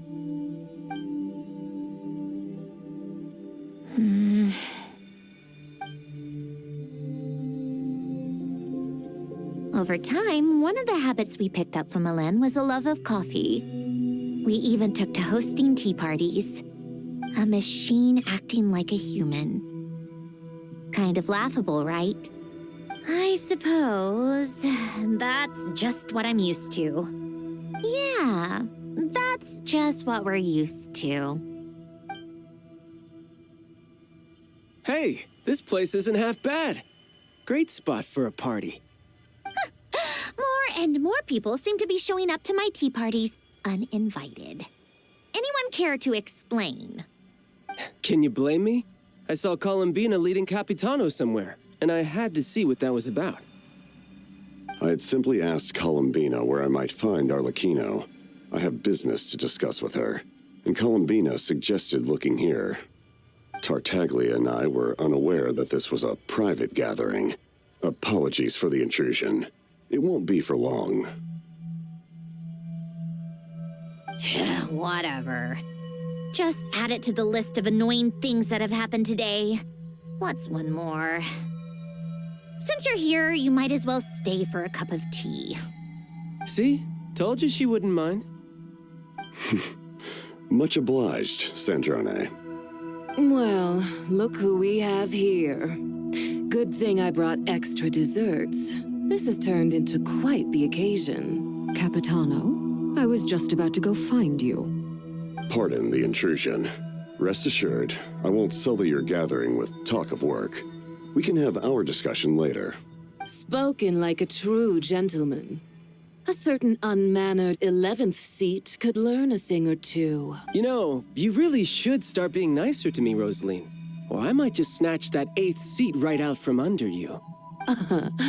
I'd like to see you try. If you're gonna fight, take it outside.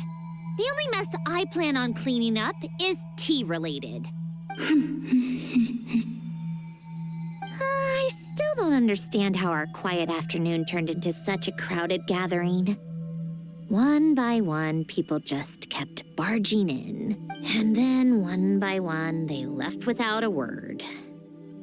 Yeah, pretty annoying, huh?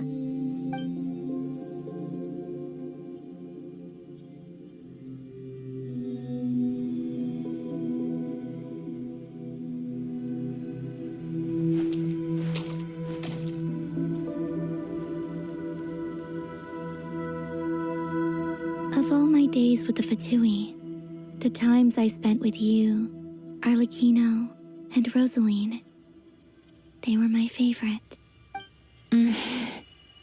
Goodbye, Sandrone.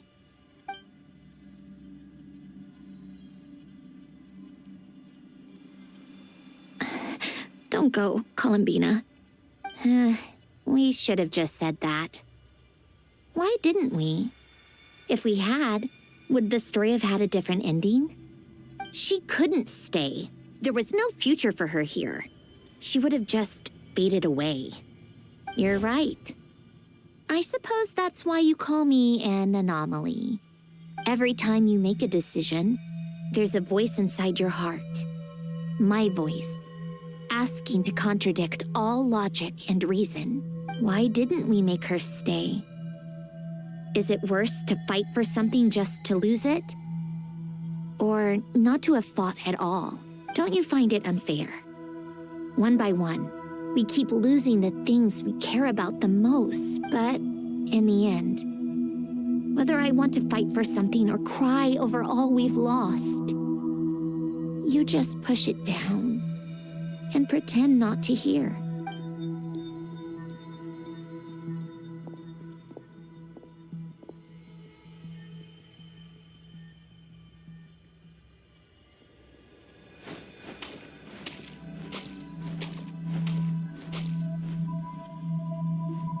And now, even Polonia, the other half of Helen's legacy, the last remaining member of our family, even Polonia is no longer with us. I did everything I could, but it's just like Helen always said. Polonia was one of a kind. There was no replicating what he managed to create. Don't you feel like our connection to the past is fading bit by bit? Like Even the things we have left are slowly slipping away. I suppose. But you can't move through life without having to say goodbye. And even as we experience loss, there are always new things to be gained. Ever so logical. What's your take, then? It feels like the more I care about something, the faster the world takes it away. It sounds so stupid, but I can't help it. That's the hand life has dealt me time and time again. Why even fight for something that's just going to be lost in the end? Better to never have had it at all. Better if it would all just disappear. Dark, I know. But the heart wants what it wants. Maybe the stellar linchpin appeared because of me. Because of what I wish for. I don't think so. Yeah, probably not. What an anomaly wants goes against all logic and reason after all. Well, go ahead and do what you came for. You're here to resolve the anomaly, aren't you? Yes. What's it gonna be? Keeping me imprisoned here like before? Or eliminating me entirely, like debugging a code?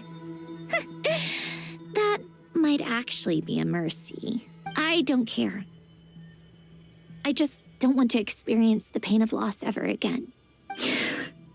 Go ahead. I'm ready.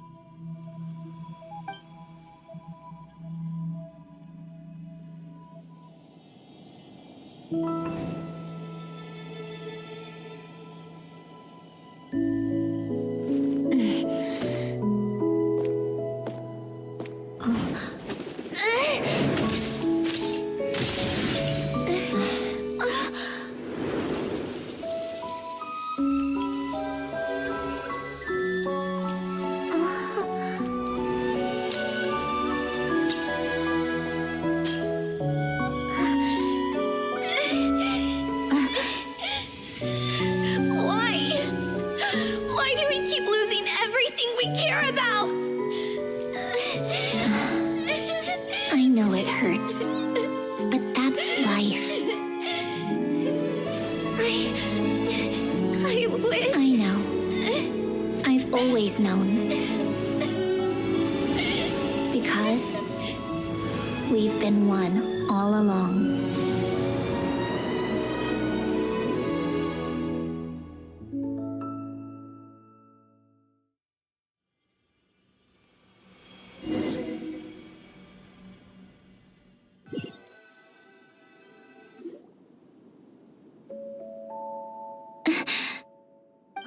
Sandrone! I'm fine. It's okay to cry, you know. Cry? You've got to be kidding me. Save the comforting for someone who needs it, Paimon. The emotional side of my core algorithm. My emotion module has always been fully developed and operational. Elen tried to tell me that too. I've just chosen to ignore her voice all this time. I suppose. Come to think of it, it's kind of like the aquarium on the ship. The aquarium? The old me took one look at it and saw something I would inevitably lose. So I stopped putting in the effort. Then, one by one, the fish all swam away, and the place became even more bleak and depressing. Pretty pathetic, right?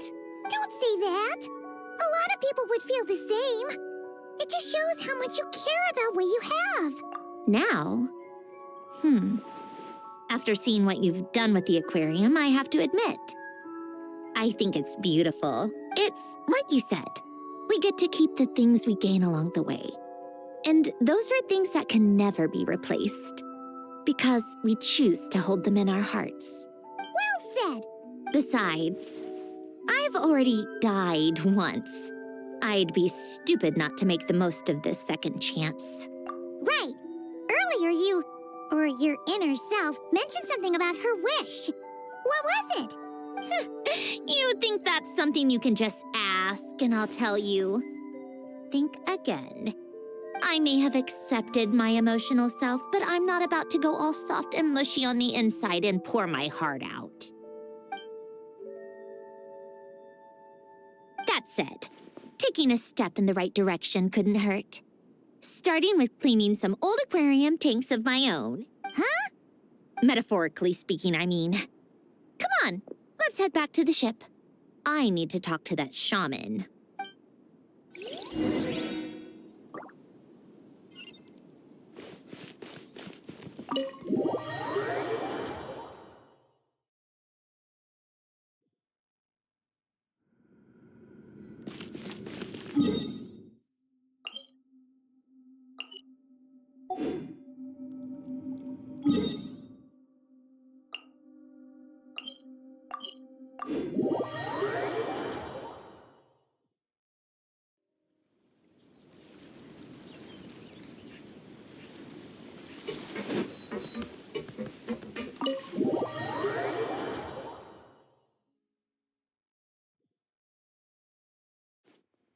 Huh? Resentful lost souls? You couldn't get comfortable sleeping near the Opera Epicles, right? Well, I bet that's why. The Fountain of Lucine is where all the water in Fontaine gathers. So that's where the emotions within the water converge as well. Hold on. If it's souls we're dealing with, feeling uncomfortable should have been just the beginning. I should have been able to hear their voices or something. And under normal circumstances, I'm sure someone of your talents would have. The problem is, these souls are no longer complete. Remind me how they ended up like that again? You mentioned something about them being split apart?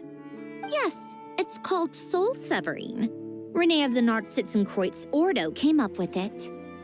After learning of Fontaine's impending doom, Renee thought if he could find a means for the soul to live on in perpetuity, it might ensure the world's salvation. Soul severing was the first step of his research. Unfortunately, his theory of the four orthants was imperfect at the time, and a failure along the way caused his physical form to dissipate. Jakob, another member of the Nartsitzenkreuz Ordo, sought to carry on Renee's legacy and restore his physical form. He even used some of the people who stood in his way as test subjects for his research. By severing their souls? Yes. After Renee successfully awakened, the two continued their research, and all the severed souls ended up merging into Renee's consciousness.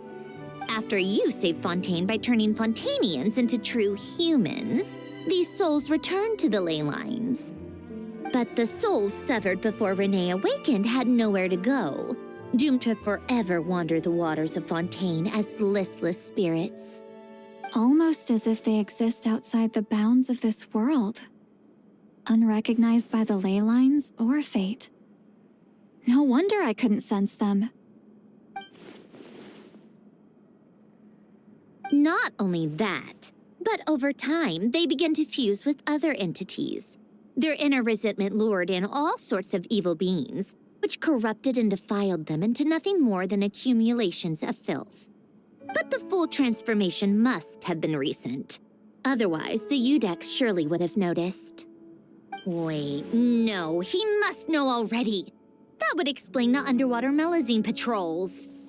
No wonder I kept running into officers from the Mara Chaussee Phantom earlier. In that case, let's go find Nervalette and we can sort it out together. No, not just yet. Why not? For one, the diplomatic castle alone would be a nightmare. Even though I haven't reported back to Snezhnaya yet, I'm not planning to leave the Fatui anytime soon. Besides, with me here, success is a done deal. Involving other people would just complicate things. All I need is for Miss Seat Lolly to help pinpoint the location of this monstrosity. Think you can do it? With my eyes closed. This is what I do. I'm a lot better at it than manning a desk, at least. But, how exactly do you plan on resolving this soul stuff? Even to me, there's no obvious answer. Seems pretty complicated, all things considered. Just trust me. I have the perfect solution. Oh, all right. If you're that confident, we'll follow your lead. Why the sudden interest in helping Fontaine with this, Sandrone? You never knew Renee and the others, right? No, I didn't. And you're right. This problem has nothing to do with me. I wouldn't get within 10 feet of the Nartsitzenkreuz Ordo or its members. But in his later years, Elen told me he regretted not helping his best friend when he needed it the most. He also felt sorry towards Marianne for being too lost in his mechanical research to look after her properly. If he were still with us, I think he'd do the same.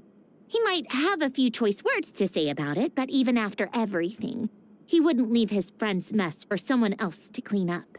Friends shouldn't hold grudges or leave behind regrets. Fixing what happened between him and Renee was one of his greatest wishes. All I'm doing is fulfilling it in his stead. You really do seem a little different now. You mean everything that just happened wasn't for nothing? Why, thank you for pointing out the obvious, Paimon. Just washing off the grime of the past. Turns out, a lot can build up after being ignored for so long. What's this about aquarium tanks all of a sudden? They go off on some grand adventure and what? Now they have their own private code? Stupid. All right then, Seatlolly. Tracking this thing down is up to you. Huh? Oh, right. No problem. You got this, Granny Eatsley! You! Come with me to Hotel de Boer for a drink. Right now. Why? Because I said so! Miss Guillotin, I'll report back on the location tomorrow morning. Just need a drink or two first to bolster me up. Well, don't let me keep you. All right, you. Time to go. I've got scores that need settling. Huh?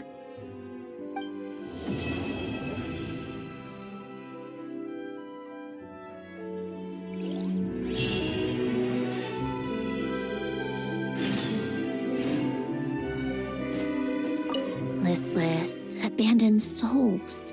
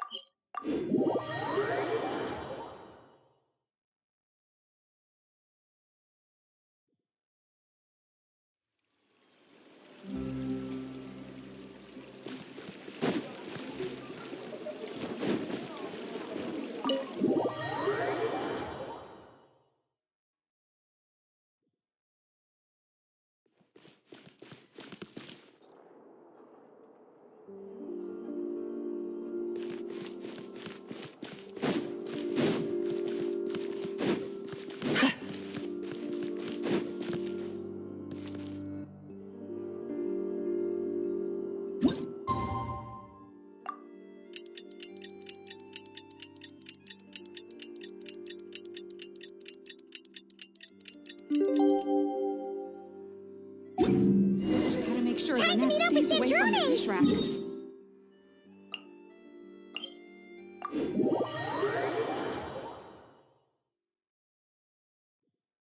Well, we should know soon. Let's just hope it all works out.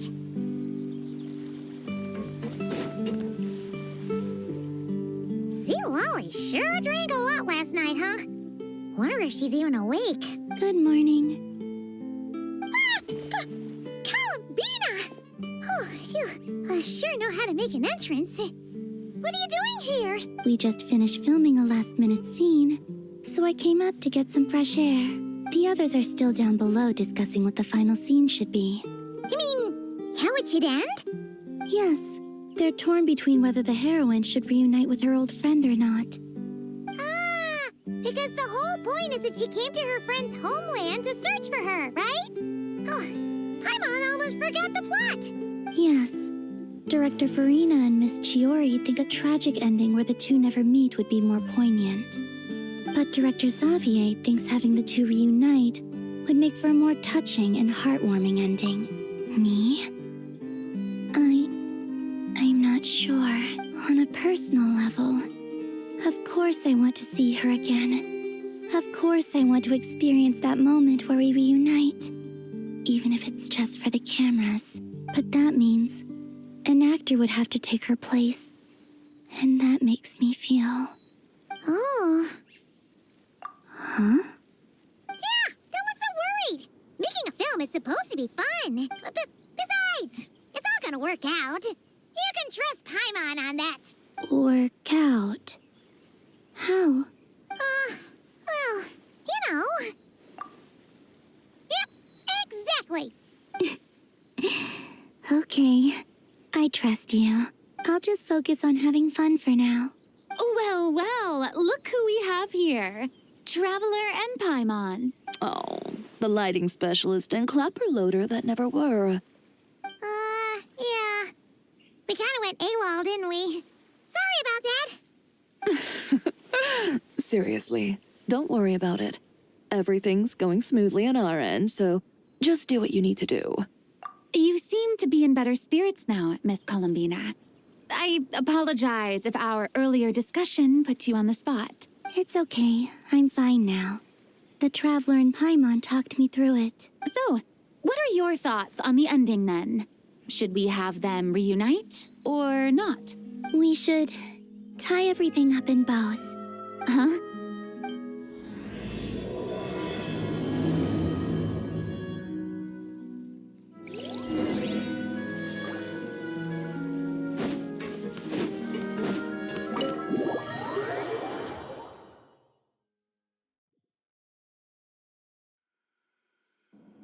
Lolly, we're here.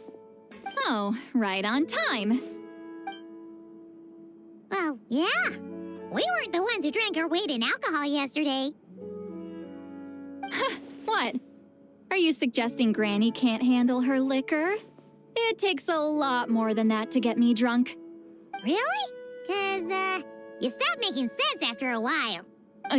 Did I? Huh. News to me. I didn't say anything too crazy, I hope. Let's see. You spent half an hour bad-mouthing Auroron, half an hour complaining about work, an hour talking about light novels, and, Paimon kind of fell asleep after that. Are they gone? Oh, the crew? Yeah, we bumped into them on the deck, but they just left. Wait, but now that everything with your core is sorted out, what's stopping you from seeing Columbina? She misses you a lot. I just want to deal with this mess first. Besides, this is a perfect chance to make her jump for once. I have to plan it out more. But enough about that. Were you able to pinpoint the location of our target? Of course. When Granny Eatsley promises something, she delivers. Great, let's see. Morte region. Wait, this is the Tower of Gestalt. The place the souls were severed. Is that the source of the resentment? Or is it the Narzissen-Kreuz Ordo in general? Let me come with. This thing's movement isn't fixed. If it's not at this location when we get there, I can use a ritual to summon it. You've already gone to more than enough trouble. I don't mind. These old bones have nothing. Besides, if I don't go, they'll just have more inside jokes I can't join in on. All right, then. I appreciate it. There's no time to lose. Let's head out.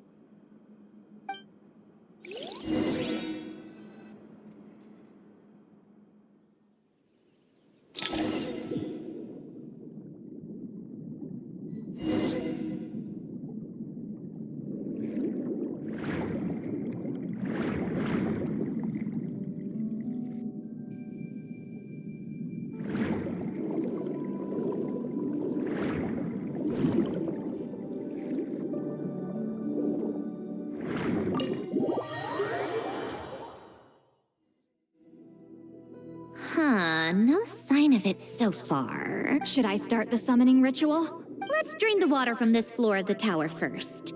It'll make it easier to move around. Wait, we can do that? Of course. Alan and Renee both saw the future that awaited Fontaine and even shared a few methods for waterproofing buildings. The principle behind it is, not important. Just unlock the mechanisms in the order I tell you.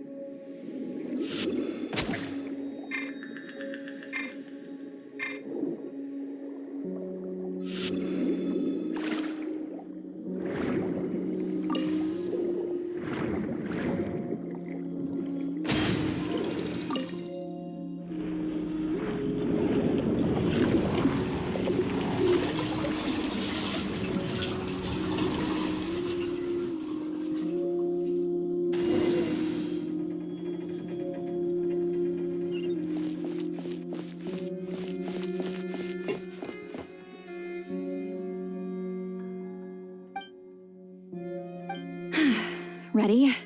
Yeah. When this thing appears, I'll try talking to the souls inside, but more than likely, they've already been driven to madness. If communication fails, we'll have a battle on our hands.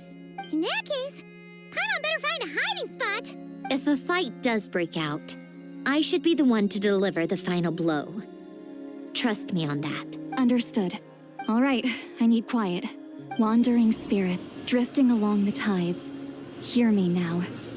Broken souls, silenced, torn apart, and forsaken. Follow the traces of the past and return to us. Let resentment recognize resentment. Let vile entities be drawn together. And in this place, take form once more.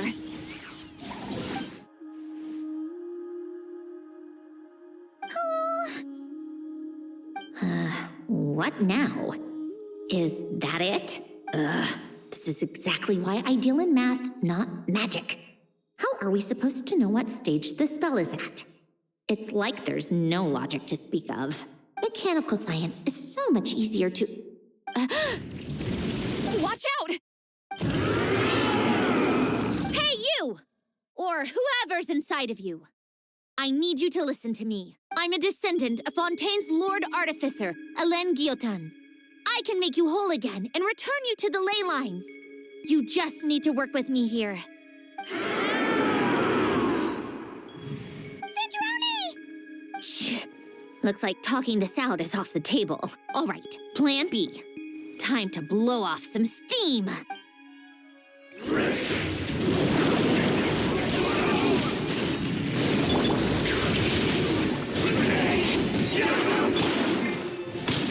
You're cursing out the wrong person! I didn't even know them!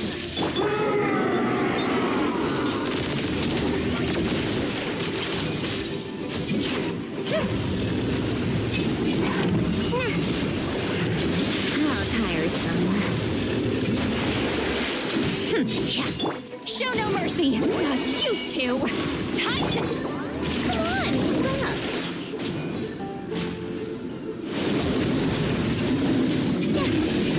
How tiresome.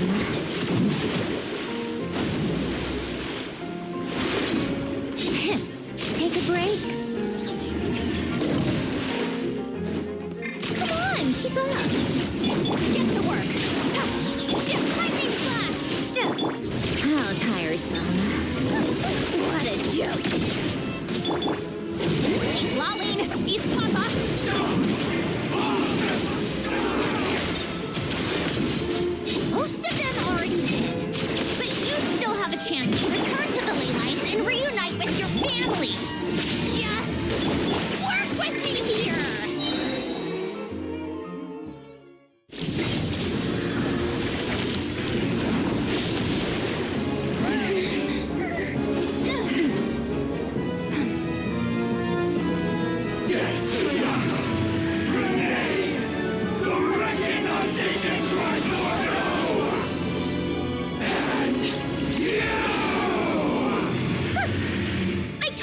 not like them.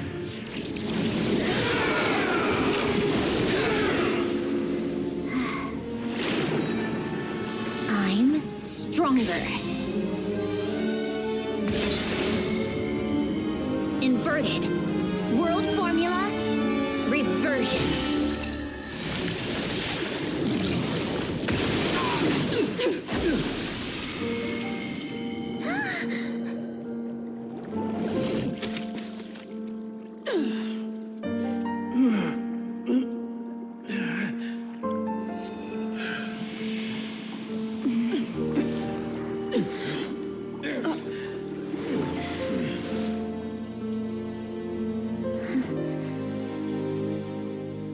Be at peace among the tides. Lost souls.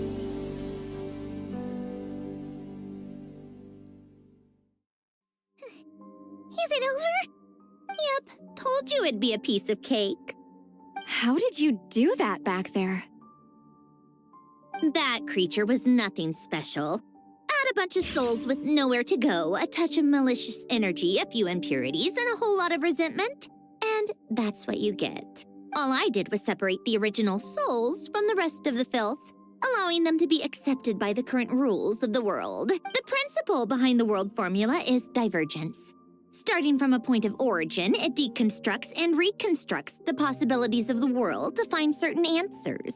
So, it would follow that reverse calculating the world formula allows us to achieve convergence and restoration instead. Using a numerological array, I was able to do just that. It's similar to the concept of homological reduction in mathematics. I reduced them to the basic fundamental essence of their being without changing their underlying nature. That meant... never mind. Judging by all the blank stares, I'm guessing you don't actually care. I think I finally understand how Outlanders feel when I ramble on about shaman stuff. Point is, it was super impressive! You really are amazing, Sandrone! You're just realizing that now. Ahem. Enough about that. We should get going. I'll go reset the mechanisms inside the tower. See you back on land.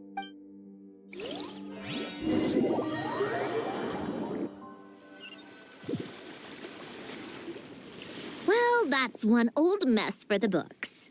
Glad to have that over and done with. Feels nice to do a good deed every once in a while.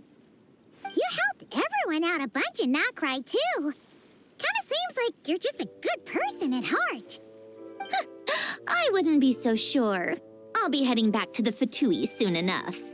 You two are too trusting sometimes. Fine. Just don't say I didn't warn you when it comes back to bite you. Well, where to next? Back to the ship? Yeah, your personal business, the Narcitzenkreuz thing, it's all resolved. That means you can see the people that need seeing now, right, Sandrone? Everyone's gonna be so happy you're back! You wouldn't catch me dead admitting to this before, but... yeah, I really have missed everyone. Columbina's a special case, though. This time, I'm definitely getting her back for all her annoying antics over the years.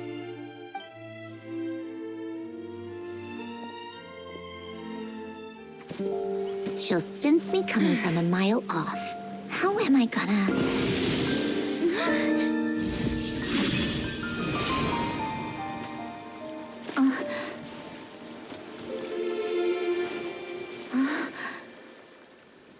Sandrone? Is it really you? You're back? You didn't tell me. You avoided me. Why?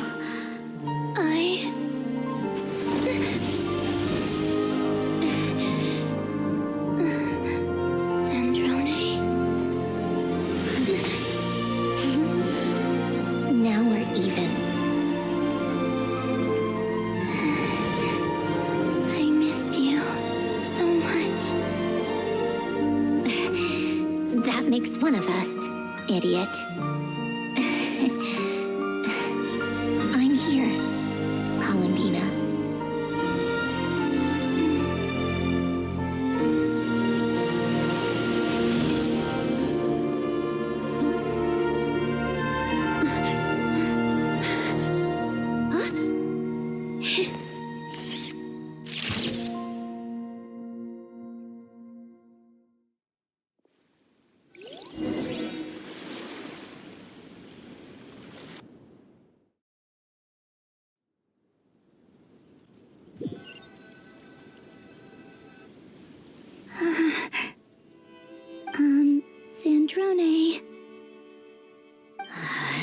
ruin the moment.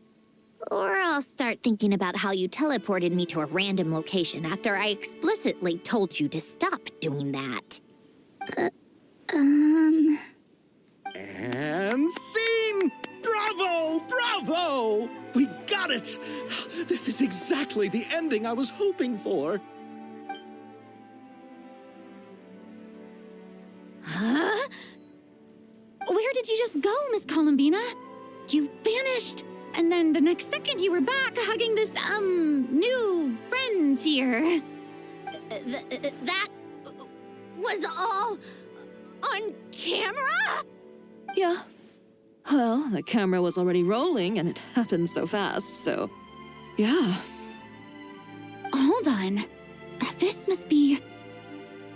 Yep, my best friend. The one I was looking for. I never thought I'd actually get to see her again. I'm just so happy. Plus, the film got a happy ending too. It's all thanks to you, Sandrone. Sandrone? You couldn't stop being annoying for 1 second! Columbina!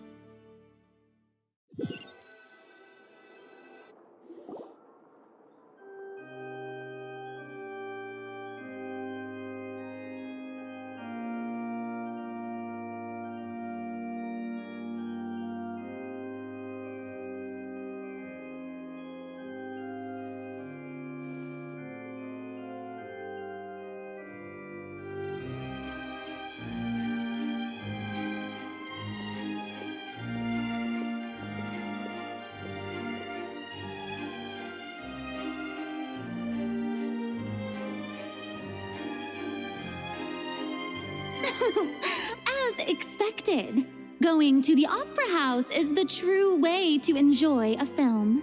You get to see the audience's reaction in real time, too. The ending seemed to be received quite well. I can't believe you let us include that in the final cut, Sandrone! You even agreed to help us reshoot a couple of shots. Thanks a million. Most of it was caught on camera already, so it's not like I had much of a choice. Besides, the film I'm in is going to be anything less than perfect. What are you laughing at? Nothing. It was just interesting to see us on screen together. I'm glad this moment is going to be preserved forever. Just a pity we didn't take home the Farina Award this time around. Well, artistic films can rarely compete with commercial ones. You should have prepared yourself for this the minute you changed the script. True. Oh, did I hear someone mention the Farina Award? Come on, don't gloat. I won't. Our crew winning the Farina Award was a team effort after all. Costume design, script adaptation. Oh, and the practical effects were so realistic. The flames and explosions even made me jump while we were filming. A lot of the effects were based on actual items the Special Patrol confiscated from criminals. Who knew they'd serve another purpose, right? But it turned out amazing. Really brought the thrilling scenes from the novel to life. Fontaine's film industry is seriously impressive. Which film did you vote for, Silali? Isn't it obvious? Great Detective Herlock, of course. That's the whole reason I'm here. You all should be proud, though. A lot of critics are saying really good things about your film, too. Longing and loss, searching for something even after it's gone. It's a film that makes you think about life and how important it is to explore those themes. Well, that is what the art of storytelling is for. Watching a film with friends is so much fun! There's so much to talk about! Ooh, let's throw a celebration later then. We're all old friends. Oh, we could find a place and chat to our heart's content. How about the Winglet? That's perfect. Friends and family are more than welcome too. So if you want to bring people, don't be shy. You all can head over first and make yourselves at home. I'll bring over some refreshments in a bit. I just have one more stop to make first. Can I come? Fine. Not like you'd listen if I tried to stop you.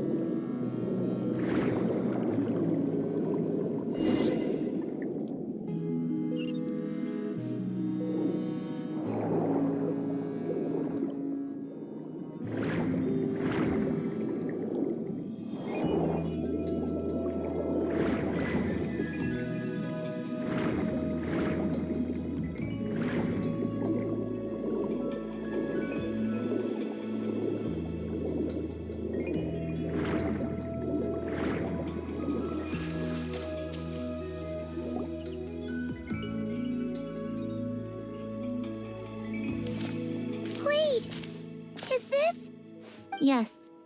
Here lies Lord Artificer, Elaine Gaeltan. This is his grave. Oh.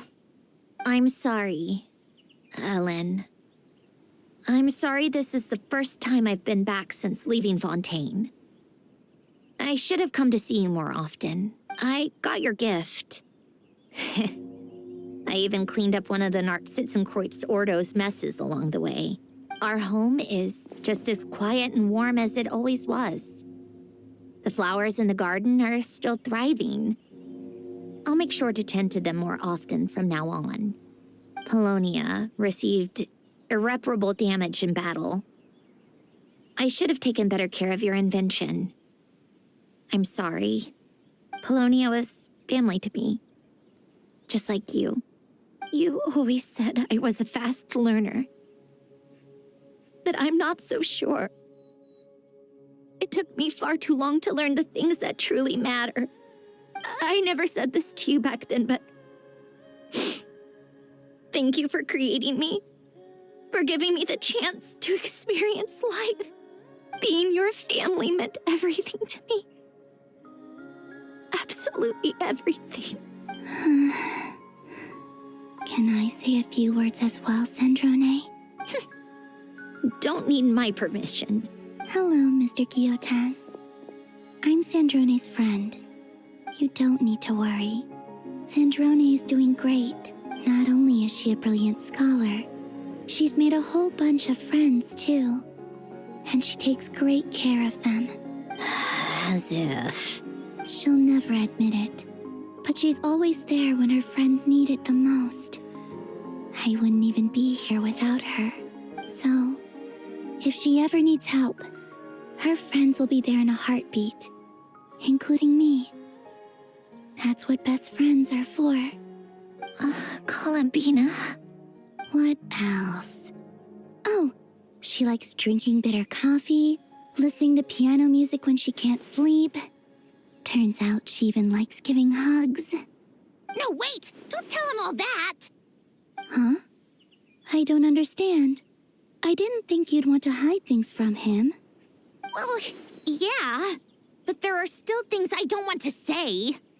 Okay. I'll come by myself and tell him for you then. That's not what I meant. All right. Enough with the speeches. If no one has anything else to add, let's just leave it there. Should we say a few words too? Kinda seems like Columbina said it all. Oh, great idea!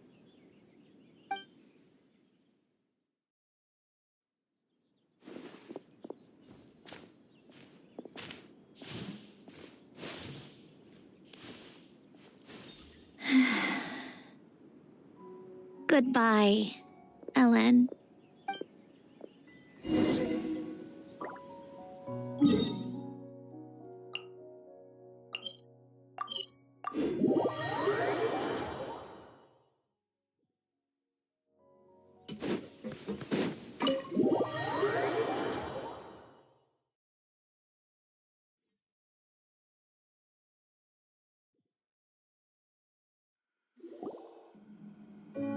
You made it! The party's already started. Oh, but, you didn't bring anyone else along? I thought you headed out to invite some friends. We did invite a friend, actually. She'll be here soon. She's even bringing some desserts to have over tea. You should join us later, Miss Farina. I do love a tea party. Then don't mind if I do. This seems like a fun occasion. Let's go talk with everyone. Good idea! We'll introduce you to all our old friends.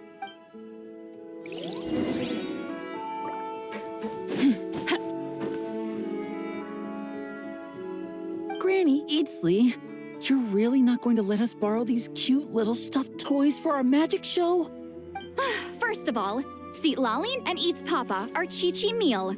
They have inauspicious stars sealed within them, and they're my helpers, not toys. But the Grin Malkin Cat and Boggle Cat box are Linny and Lynette's helpers. And they still make good partners on stage. Agreed. We've never had a Chi-Chi meal pop out of our hats before. It would be quite the surprise. I think the audience would love it. If this was the Masters of the Night Wind, these kids wouldn't have even had the guts to say my name, let alone pester me like this. I'm terrible at dealing with requests like this. Oh, Traveler, quick, save me! You think you're so funny. Lady Sandrone, Lady Columbina. Hello. Don't look at me like that. I don't have any mechanisms for you to break. Don't be fooled by my sister's demeanor, Lady Sandrone. She's just as delighted as the rest of us to have you back. Well, I suppose when I'm not so busy, I could find some time when Arlecchino is around and bring over a few gifts to the House of the Hearth. You're too kind, Lady Sandrone. I'm sure just your visit alone would make Father more than happy. I just need to borrow them for a bit. I'll pull them out of my hat, give them a quick hug, then give them straight back. When did hugging become a part of it? Oh, I could lend you Pear, so you have something to hug in the meantime. He gives really good hugs. I don't need something to hug in the meantime. The issue was never the hugs. How about this? You can have 2 VIP tickets right next to each other. Excellent view. Right next to each other?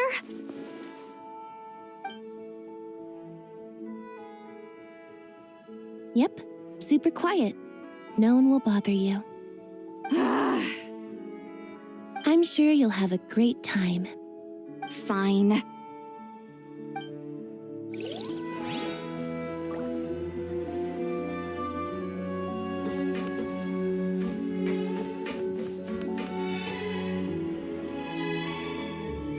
Wait a second! Mr. Baptiste and Veronique! You're here! Friends of yours? Veronique is the prop manager for Musketeer Pictures, and Mr. Baptiste is the author of The 2 Musketeers. Yeah, former prop manager. Now we're just 2 criminals serving our time. Thanks to Duke Risley and Nurse Sigewin looking out for us. Not too bad, actually. You make it sound like I'm giving you special treatment. I just think the method of justice you chose to pursue is one people can respect. You're far too modest, Your Grace.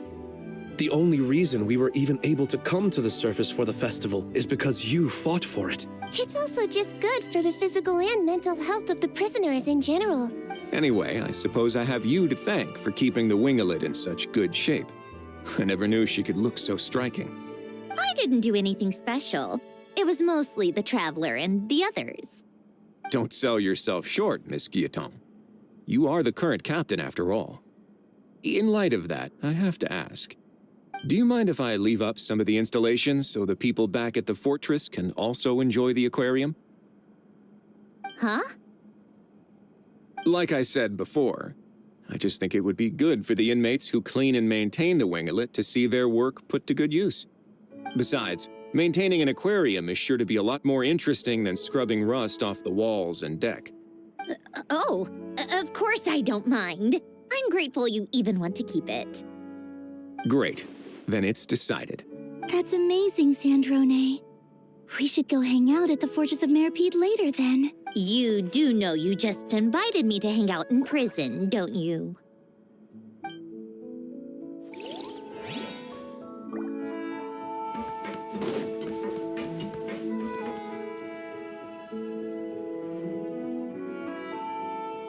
Nervalette! You came to the celebration too! Yes. I can only hope my presence does not make anyone ill at ease. Who's this? All right! This is Nervalette, the Eudex of Fontaine. And this is Columbina and Sandrone. Greetings. Hello. These two must be the Fatus and former Fatus related to the recent incident in Nordcry. I read about them in the diplomatic report. The Eudex? Oh, the dragon that cries a lot. Oh, well... Jeez, Columbina. That's your takeaway from all those Fatui meetings? Seriously? Is that truly how I'm portrayed in the Fatui's intelligence? You must put a lot of people in prison, then. Well, it would be more accurate to say I pass judgment on their crimes.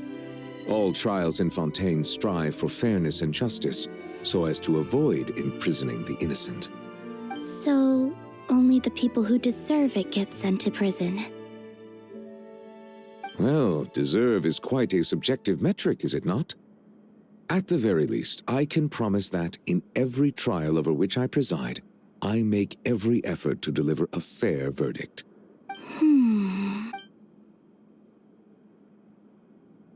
Yeah.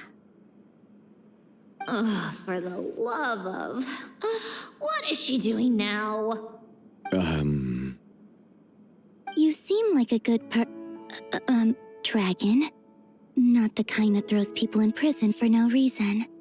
I think we can get along just fine. Well, thank you. Then she punched me because... Oh, sorry, Nervalette. She thinks that's a sign of friendship. Where does she even pick up weird habits like that? Ah, I see. I believe I have observed people on the streets of Fontaine expressing affection in a similar manner. I suppose I now know what it feels like. Yes, quite, abrupt. You know, these two are surprisingly alike.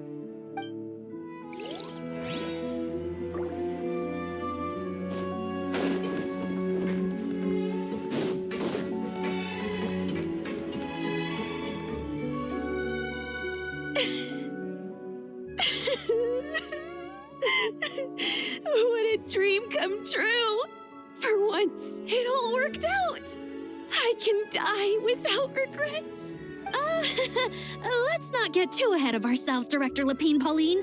What was in that piece of cake you just handed her, Escoffier?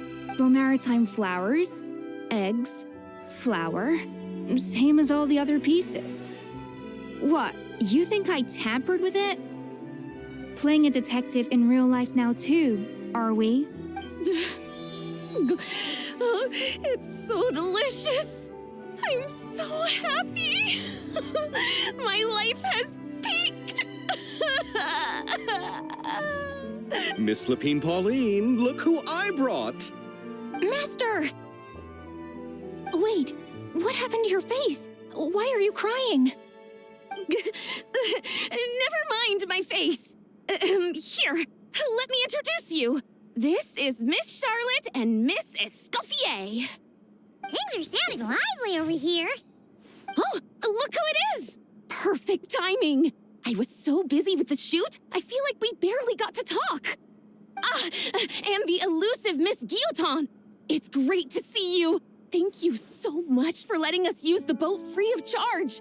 That was so generous of you. Oh, right. Introductions. This is Miss Charlotte and Miss Escoffier.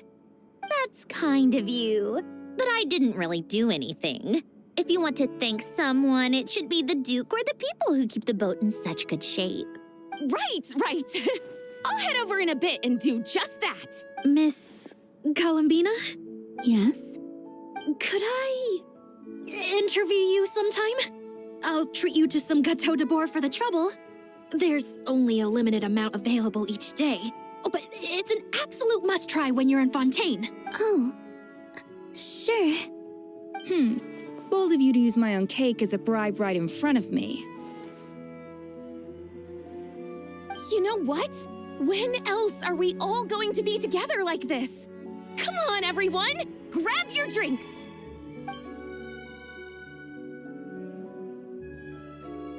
Are we going to toast? Yup! Come on! Sante!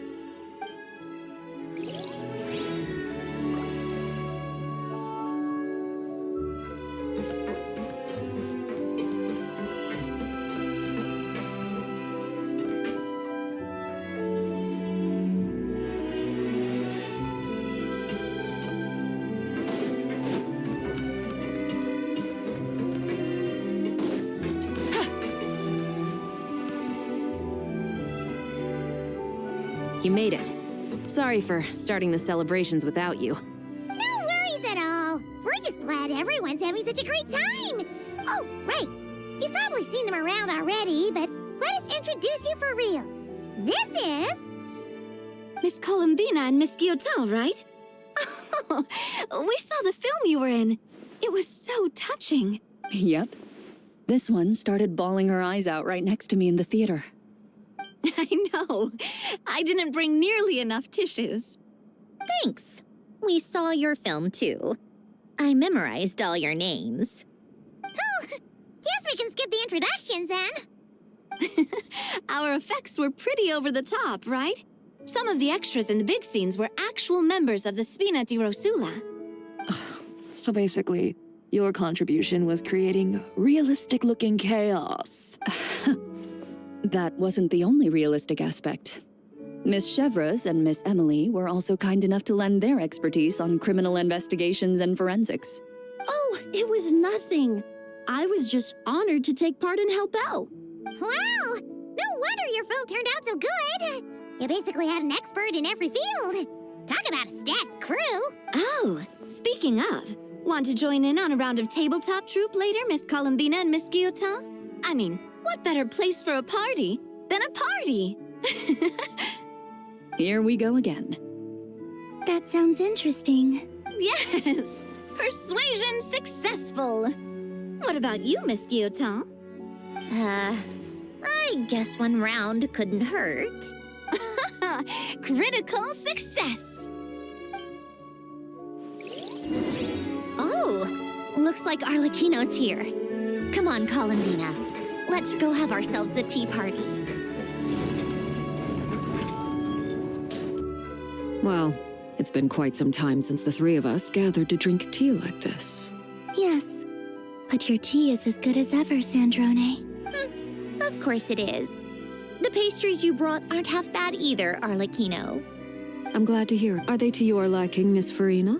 If I remember correctly, this particular cake is your favorite.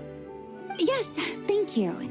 The tea and pastries are absolutely delicious. I can't believe I'm casually sipping tea with three harbingers. Or are some of them former harbingers? Who knows?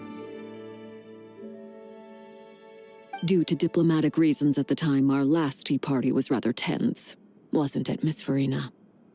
You have my apologies. But this is simply a casual gathering of close friends. So I do hope you can relax and enjoy yourself. Of course! I appreciate the hospitality, in both cases. Next time, let me be the one to treat all of you. I'm sure we'd all be delighted to have you join us more often.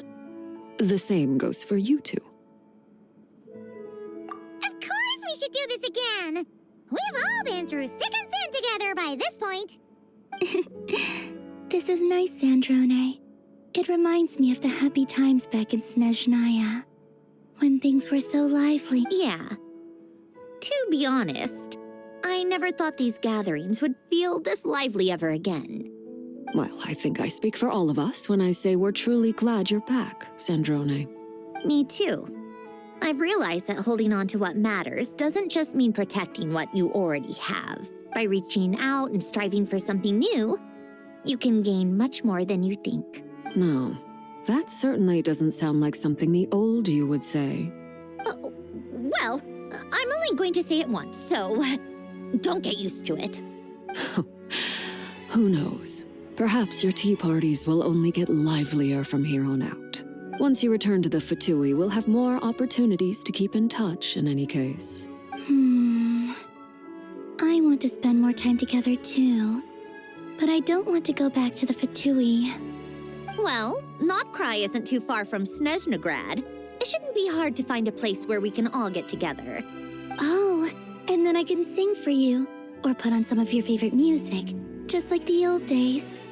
Speaking of music, I spotted a mechanical piano below deck. Is it yours, Miss Guillotin? Yes. Reclaimed, I suppose you could say. Why don't you play something for us? Huh? In front of all these people? Yes, why not? You play so well. Yeah, come on! Just a little, please? For the love of... Fine! One piece, and that's it.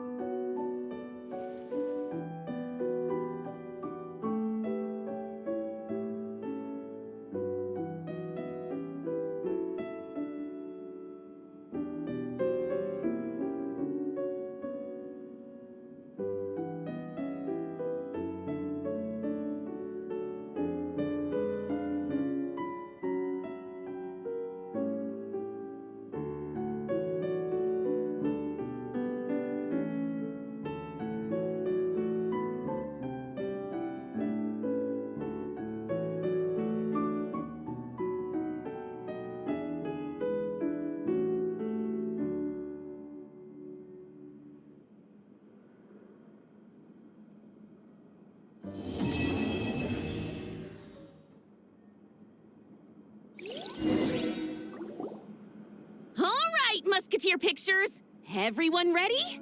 I'm not sure I should be in this one. Of course you should. You might have primarily helped out another crew this time, but you're still a member of Musketeer Pictures. All right, thanks.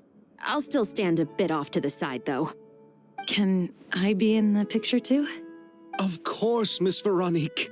I would have loved to have you in the last one, too, if circumstances had allowed it. Thank you, Director Xavier. Do I really have to be front and center? You're one of the lead actors! Of course you do! Nervous, Sandrone? No. All right, look at the camera. And 3, 2, 1. Musketeer Pictures!